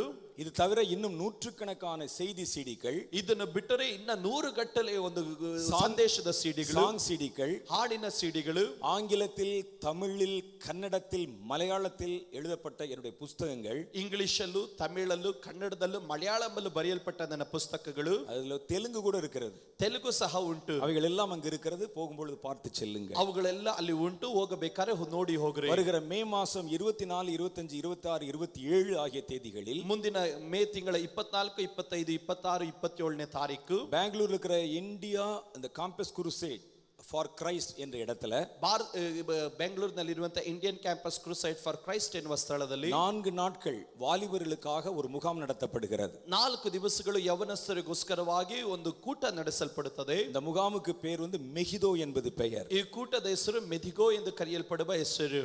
மெகிதோ என்றால் அர்மகெதோன் என்று பொருள். ಮೆಗಿದೋ ಎನ್ನುವುದಾದ್ರೆ ಅರ್ಮಗೆದನ್ ಎನ್ನುವಂತ ಅರ್ಥ. அதிலே கடைசி ஃபைனல் வார் அங்கதான் நடக்கும். ಅದರಲ್ಲಿ ಕಡೆ ಯುದ್ಧದ ಕಾರ್ಯಗಳು ನಡೆಯುತ್ತದೆ. ஆவிக்குரிய யுத்தத்திலே நாம் எப்படி ஈடுபடுவது என்கிற காரியத்தை குறித்து கர்த்தர் நிறைய காரியங்களை வெளிப்படுத்துகிறார். ಆತ್ಮಿಕ ಯುದ್ಧದಲ್ಲಿ ನಾವು ಯಾವ ರೀತಿ ಪಾಲುಗಾರರಾಗಬೇಕು ಎನ್ನುವಂತ ಅನೇಕ ಸಂಗತಿಗಳ ಕುರಿತಾಗಿ ದೇವರು ಮಾತನಾಡುತ್ತಾನೆ. அங்கே கொடுக்கப்படும் செய்திகள் இந்த தமிழிலும் அப்புறம் கன்னடத்திலும் இருக்கிறது. ಅಲ್ಲಿ ಕೊಡಲ್ಪಡತಕ್ಕಂತ ಸಂದೇಶಗಳು ತಮಿಳಲ್ಲೂ ಕನ್ನಡದಲ್ಲಿ ಕೊಡಲ್ಪಡುತ್ತದೆ. அதனால உங்கள் வாலிபர்களை நீங்கள் தவறாமல் அனுப்பி வையுங்கள். ಅದರಿಂದ ನಿಮ್ಮ ಯವನಸ್ಥರನ್ನ ನೀವು ತಪ್ಪಿಸದೆ ಕಳಿಸಿರಿ. எங்களுக்கு சபையெல்லாம் கிடையாது, ನಮಗೆ ಸಭೆ ಏನು ಇಲ್ಲ. அதனால உங்களை யாரையும் அப்படியே நான் சபைக்கெல்லாம் கூட்டி போயிட மாட்டேன். ಅದರಿಂದ ನಿಮ್ಮನ್ನ ಯಾರನ್ನು ನಮ್ಮ ಸಭೆಗೆ ಕರ್ಕೊಂಡು ಹೋಗೋದಿಲ್ಲ. 4 நாள் கழிச்சு பத்திரமா திருப்பி அனுப்பி விடுவேன். 4 ದಿವಸ ಆದ್ಮೇಲೆ ಜೋಪಾನವಾಗಿ ಹಿಂತಿರುಗಿ ಕಳಿಸಿಬಿಡುತ್ತೇವೆ. அதனால நீங்க தைரியமா அனுப்பலாம். ಆದ್ರಿಂದ ಧೈರ್ಯವಾಗಿ ಕಳಿಸಬಹುದು. வாலிபர்கள் வரலாம், ಯವನಸ್ಥರು ಬರಬಹುದು, தங்களை வாலிபர்களாக நினைத்து கொண்டிருக்கிறவர்களும் வரலாம். ತಮ್ಮನ್ನು ಯವನಸ್ಥರೆಂದು ಚಿಂತೆ ಮಾಡ್ತಾ ಇರೋರು ಬರಬಹುದು. என்னங்க வயசாச்சு, 60 தான் ஆச்சு, ಏನ್ ದೊಡ್ಡ ವಯಸ್ಸು, ನಮ್ಗೆ 60 ವರ್ಷ ತಾನೇ. நீங்களும் வரலாம், ನೀವು ಬರಬಹುದು. இன்னொரு நல்ல செய்தி இருக்கு. இன்ன ಒಂದು ಒಳ್ಳೆ ಸಂದೇಶ ಉಂಟು. அதுல கன்னடத்துல டிரான்ஸ்லேட் பண்ண போறது சந்திரமௌலி பாஸ்டர் தான் பண்ண போகிறார். அது அவங்களுக்கு புரிஞ்சிருச்சு. ஆமா, அதனால நீங்க தவறாம கலந்து கொள்ளுங்கள். ಅದರಿಂದ ತಪ್ಪಿಸಿಕೊಳ್ಳದೆ ಪಾಲುಗಾರರಾಗ್ರಿ. கர்த்தர் உங்களை ஆசீர்வதிப்பார். ಕರ್ತನು ನಿಮ್ಮನ್ನು ಆಶೀರ್ವದಿಸಲಿ. இன்றைக்கு கர்த்தர் நமக்கு தருகிற ஒரு சின்ன வார்த்தை நாம் வாசித்து விட்டு இந்த கூட்டத்தை வேகமாக நம்ம நிறைவு கொண்டு வர போறோம். ಇವತ್ತು ದೇವರು ನಮ್ಮ ಮಧ್ಯದಲ್ಲಿ ಮಾತನಾಡಲಿಕ್ಕೆ ಹೋಗುವಂತ ಒಂದು ಚಿಕ್ಕ ಆಲೋಚನೆ ನಿಮ್ಮ ಮಧ್ಯದಲ್ಲಿ ಹೇಳಿ ನಾವು ಕೂಟವನ್ನು ಕೊನೆಗಾಣಿಸೋಣ. நான் உங்களை ரொம்ப நேரம் உட்கார வைக்க போறது இல்ல. ನಾನು ನಿಮ್ಮನ್ನು ಬಹಳ ಹೊತ್ತು ಕುಳಿಸಕ್ಕೆ ಹೋಗೋದಿಲ್ಲ. ஏன்னா நீங்களா 8 மணிக்கே வீட்டு போகணும்னு சொன்னிருக்கீங்களா? ಕಾರಣ ನೀವು 8 ಗಂಟೆಗೆ ಮನೆಗೆ ಹೋಗ್ಬೇಕಂತ ಹೇಳಿದ್ದೀರಾ. அப்படியா? ಹೌದಾ? 8 மணி மேலாச்சுன்னா எங்களுக்கு பஸ் கிடைக்காதுங்க. 8 ಗಂಟೆ ಆದ್ಮೇಲೆ ನಮ್ಗೆ ಬಸ್ ಸಿಗಲ್ಲ. நான் கர்த்தருடைய மகிமையை பார்த்தால் அந்த இடத்துல கூடாரம் போடுகிறவர்களை பற்றி பேசிக் கொண்டிருக்கிறேன். ನಾನು ಕರ್ತನ ಮಹಿಮೆಯನ್ನು ಕಂಡ್ರೆ ಅಲ್ಲಿ ಗುಡಾರವನ್ನು ಹಾಕುವವರ ಕುರಿತಾಗಿ ಮಾತಾಡ್ತಾ ಇದ್ದೇನೆ. நீங்க பஸ்ஸுக்கு இடம் பிடிப்பதை பற்றி நீங்கள் யோசித்துக் கொண்டிருக்கிறீர்கள். ನೀವು ಬಸ್ ಅಲ್ಲಿ ಜಾಗ ಹಿಡಿಯೋದನ್ನ ನೀವು ಯೋಚನೆ ಮಾಡ್ತಾ ಇದ್ದೀರಾ. எவ்வளவு நேரம் பேசலாம்? ಎಷ್ಟೊತ್ತು ಮಾತಾಡಬಹುದು சொல்லுங்க. ಹೇಳ್ರಿ. 8:30, 8:30, 9, 9, 10, 10, நாளை காலையில, ನಾಳೆ ಬೆಳಗ್ಗೆವರೆಗೂ கர்த்தர் பேசினா எவ்வளவு நேரம்னாலும் காத்திருக்கலாம். ಕರ್ತನು ಮಾತಾಡಿದ್ರೆ ಎಷ್ಟು ಗಂಟೆ ಬೇಕಾದ್ರೂ ಕಾಯಬಹುದು. நீங்க நாளை காலையில வரை கூட உட்கார்ந்து இருக்கலாம். ನೀವು ನಾಳೆ ಬೆಳಗ್ಗೆವರೆಗೂ ಕೂತ್ಕೊಳ್ಳಬಹುದು. ஆனா நான் சீக்கிரம் போக வேண்டும். ಆದ್ರೆ ನಾನು ಅತಿ ಬೇಗನೆ ಹೋಗಬೇಕು. அதனால நான் சீக்கிரம் முடிக்க பிரயாசப்படுகிறேன். ಆದ್ರಿಂದ ಅತಿ ಬೇಗನೆ ನಾನು ಕೂಟವನ್ನು ಮುಗಿಸ್ತೇನೆ. இன்றைக்கு நாம் பார்க்க போகிற மிக முக்கியமான மற்றொரு காரியம், ಇವತ್ತು ನಾವು ನೋಡಲಿಕ್ಕೆ ಹೋಗುವಂತ ಬಹಳ ಪ್ರಾಮುಖ್ಯವಾದ ಕಾರ್ಯ. காலையில நாங்க என்ன பேசணும் என்றால், ನಾವು ಮುಂಚಾನೆ ಏನು ಮಾತನಾಡಿದ್ವಿ ಅಂದರೆ, கடைசி காலத்திலே கர்த்தர் விசேஷித்தமான சில காரியங்களை செய்ய போகிறார். ಕಡೆ ಕಾಲದಲ್ಲಿ ದೇವರು ವಿಶೇಷವಾದಂತ ಸಂಗತಿ ಕುರಿತಾಗಿ ದೇವರು ಮಾಡಲಿಕ್ಕೆ ಹೋಗುತ್ತಾನೆ. கடைசி காலத்திலே கர்த்தர் செய்ய போகிற நிறைய புதிய திட்டங்கள் இருக்கின்றன. ಕಡೆ ಕಾಲದಲ್ಲಿ ದೇವರು ಮಾಡಲಿಕ್ಕೆ ಹೋಗುವಂತ ಅನೇಕ ದೊಡ್ಡ ಉದ್ದೇಶಗಳು ಉಂಟು. தேவன் யாரை உண்மையுள்ளவர்கள் என்று நம்புகிறாரோ, ದೇವರು ಯಾರು ಸತ್ಯವಂತನು ಎಂದು ದೇವರು ನಂಬುತ್ತಾನೋ, எந்த சபையை கர்த்தர் தன்னுடைய வேலையை செய்வார்கள் என்று நம்புகிறாரோ, ಯಾರು ನನ್ನ ಸೇವೆಯನ್ನು ಮಾಡುತ್ತಾರೆ ಎಂದು ಯಾವ ಸಭೆಯನ್ನು ದೇವರು ನಂಬುತ್ತಾನೋ, அவர்களிடத்தில் தான் கர்த்தர் இந்த வேலைகளை குறித்து பேசுகிறார். ಅವರ ಕುರಿತಾಗಿ ದೇವರು ಈ ಸೇವೆಗಳ ಕುರಿತಾಗಿ ದೇವರು ಮಾತನಾಡುತ್ತಾನೆ. எனக்கு தெரிந்து கர்த்தர் உங்கள் சபையை நம்புகிறார். ನನಗೆ ತಿಳಿದ ಮಟ್ಟಿಗೆ ದೇವರು ಈ ಸಭೆಯನ್ನ ದೇವರು ನಂಬುತ್ತಾನೆ. உங்கள் சபை போதகரை கர்த்தர் கர்த்தர் நம்புகிறார். ನಿಮ್ಮ ಸಭೆಯ ಬೋಧಕರನ್ನು ದೇವರು ನಂಬುತ್ತಾನೆ. சபையில் இருக்கிற உங்களை கர்த்தர் நம்புகிறார். ಸಭೆಯಲ್ಲಿರುವಂತ ನಿಮ್ಮನ್ನು ಕರ್ತನು ನಂಬುತ್ತಾನೆ. உங்களை உண்மையுள்ளவர்கள் என்று கர்த்தர் நம்பி உங்கள் கைகளில் இந்த காரியங்களை தருகிறார். ನಿಮ್ಮನ್ನು ಸತ್ಯವಂತರು ಎಂದು ದೇವರು ಎಣಿಸಿ ದೇವರು ನಿಮ್ಮ ಕೈಯಲ್ಲಿ ಸಂಗತಿಯನ್ನು ಒಪ್ಪಿಸುತ್ತಾ ಇದ್ದಾನೆ. கடைசி நாட்களில் நடக்க போகிற தேவனுடைய நிகழ்வுகள், ಕಡೆ ಕಾಲದಲ್ಲಿ ನಡೀಲಿಕ್ಕೆ ಹೋಗುವಂತ ದೇವರ ಕಾರ್ಯಗಳು, அந்தி கிறிஸ்து இந்த உலகத்திற்குள் வருவதற்கு முன்பு, ಕ್ರಿಸ್ತ ವಿರೋಧಿಯು ಈ ಲೋಕಕ್ಕೆ ಬರುವುದಕ್ಕಿಂತ ಮುಂಚಿತವಾಗಿ 7 வருடம் இந்த உலகத்தை அவன் பிடித்து ஒரே குடையின் கீழ் ஆளுமை செய்ய போவதற்கு முன்பு, 7 ವರ್ಷ ಆತನು ಇಡೀ ಪ್ರಪಂಚವನ್ನೇ ಒಂದೇ ಕೊಡೆಯ ನೆರಳಿನಲ್ಲಿ ಆತನು ಕರೆತಂದು ಆಳುವುದಕ್ಕಿಂತ ಮುಂಚಿತವಾಗಿ, உபத்திரவ காலம், மகா உபத்திரவ காலம் என்ற 7 வருட காலங்கள் வருவதற்கு முன்பு, ಮಹಾ ಉಪದ್ರವ ಕಾಲ ಎಂದು ಕರೆಯಲ್ಪಡುವಂತ 7 ವರ್ಷ ಬರುವುದಕ್ಕಿಂತ ಮುಂಚೆ ஆண்டவராகிய கர்த்தர் இந்த பூமியில ஒரு பெரிய காரியத்தை செய்ய போகிறார். ಕರ್ತನಾದಂತ ದೇವರು ಈ ಭೂಮಿಯಲ್ಲಿ ದೊಡ್ಡ ಕಾರ್ಯವನ್ನು ಮಾಡಲಿಕ್ಕೆ ಹೋಗುತ್ತಾನೆ. உலகம் தழுவின ஒரு எழுப்புதலை கர்த்தர் இந்த பூமியிலே கொண்டு வர போகிறார். ಲೋಕ ಪೂರ್ತಿಯಾಗಿ ಒಂದು ದೊಡ್ಡ ಉಜ್ಜೀವನವನ್ನು ದೇವರು ಕರೆತರಲಿಕ್ಕೆ ಹೋಗುತ್ತಾನೆ. இதை குறித்து கர்த்தருடைய வேதத்திலே வெளிப்படுத்தின விசேஷம் 5வது அதிகாரத்தில் சொல்லப்பட்டிருக்கிறது. ಅದರ ಕುರಿತಾಗಿ ಪ್ರಕಟಣೆಯ ಪುಸ್ತಕ 5ನೇ ಅಧ್ಯಾಯದಲ್ಲಿ ದೇವರು ಸ್ಪಷ್ಟವಾಗಿ ಹೇಳಿದ್ದಾನೆ. 6வது அதிகாரத்தில் 6ನೇ ಅಧ್ಯಾಯದಲ್ಲಿ வெள்ளை குதிரையில் ஏறி வருகிற அந்தி கிறிஸ்துவை பற்றி சொல்லப்படுகிறது. ಬಿಳಿ ಕುದುರೆಯನ್ನು ಏರಿ ಬರುವಂತ ಅಂತ್ಯ ಕ್ರಿಸ್ತನ ಕುರಿತಾಗಿ ಗಮನಿಸುತ್ತೇವೆ. அவன் வருவதற்கு முன்பு, ಅವನು ಬರುವುದಕ್ಕಿಂತ ಮುಂಚೆ உலகம் முழுவதிலும் குமாரனாகிய கிறிஸ்துவை ஆட்டுக்குட்டியானவரை துதிக்க போகிற காலத்தை குறித்து வேதம் முன்னறிவித்திருக்கிறது. ಲೋಕ ಪೂರ್ತಿಯಾಗಿ ಎಲ್ಲಾ ಕಡೆಯೂ ಯಜ್ಞದ ಕುರಿಯಾದ ಆತನಾಗಿರುವ ಕ್ರಿಸ್ತನನ್ನು ಆರಾಧನೆ ಮಾಡುತ್ತಾರೆ ಎನ್ನುವುದರ ಕುರಿತಾಗಿ ಮುದ್ರಿಸಲ್ಪಟ್ಟಿದೆ. அந்த அந்தி கிறிஸ்து வருவதற்கு முன்பாக ಆ ಅಂತ್ಯ ಕ್ರಿಸ್ತನ ಬರುವುದಕ್ಕಿಂತ ಮುಂಚೆ ஒரு எழுப்புதல் வரப்போகிறது. ಒಂದು ಉಜ್ಜೀವನ ಬರಲಿಕ್ಕೆ ಹೋಗುತ್ತದೆ. பெரிய ரிவைவல் வரப்போகிறது. ಒಂದು ದೊಡ್ಡ ಉಜ್ಜೀವನ ಬರಲಿಕ್ಕೆ ಹೋಗುತ್ತದೆ. இது நான் சொல்லல, ಇದು ನಾನು ಹೇಳಲಿಲ್ಲ, கர்த்தருடைய வேதம் சொல்லுகிறது. ಕರ್ತನ ವಾಕ್ಯ ಹೇಳಿದೆ. கர்த்தருடைய வேதம் சொன்னதுதான். ಕರ್ತನ ವಾಕ್ಯ ಹೇಳಿದ್ದೆ அது நடந்தே தீரும். ಅದು ನಡೆಯುತ್ತದೆ. உலகம் தழுவின ஒரு எழுப்புதல், ಲೋಕ ಕಾಣತಕ್ಕಂತ ಒಂದು ಉಜ್ಜೀವನ.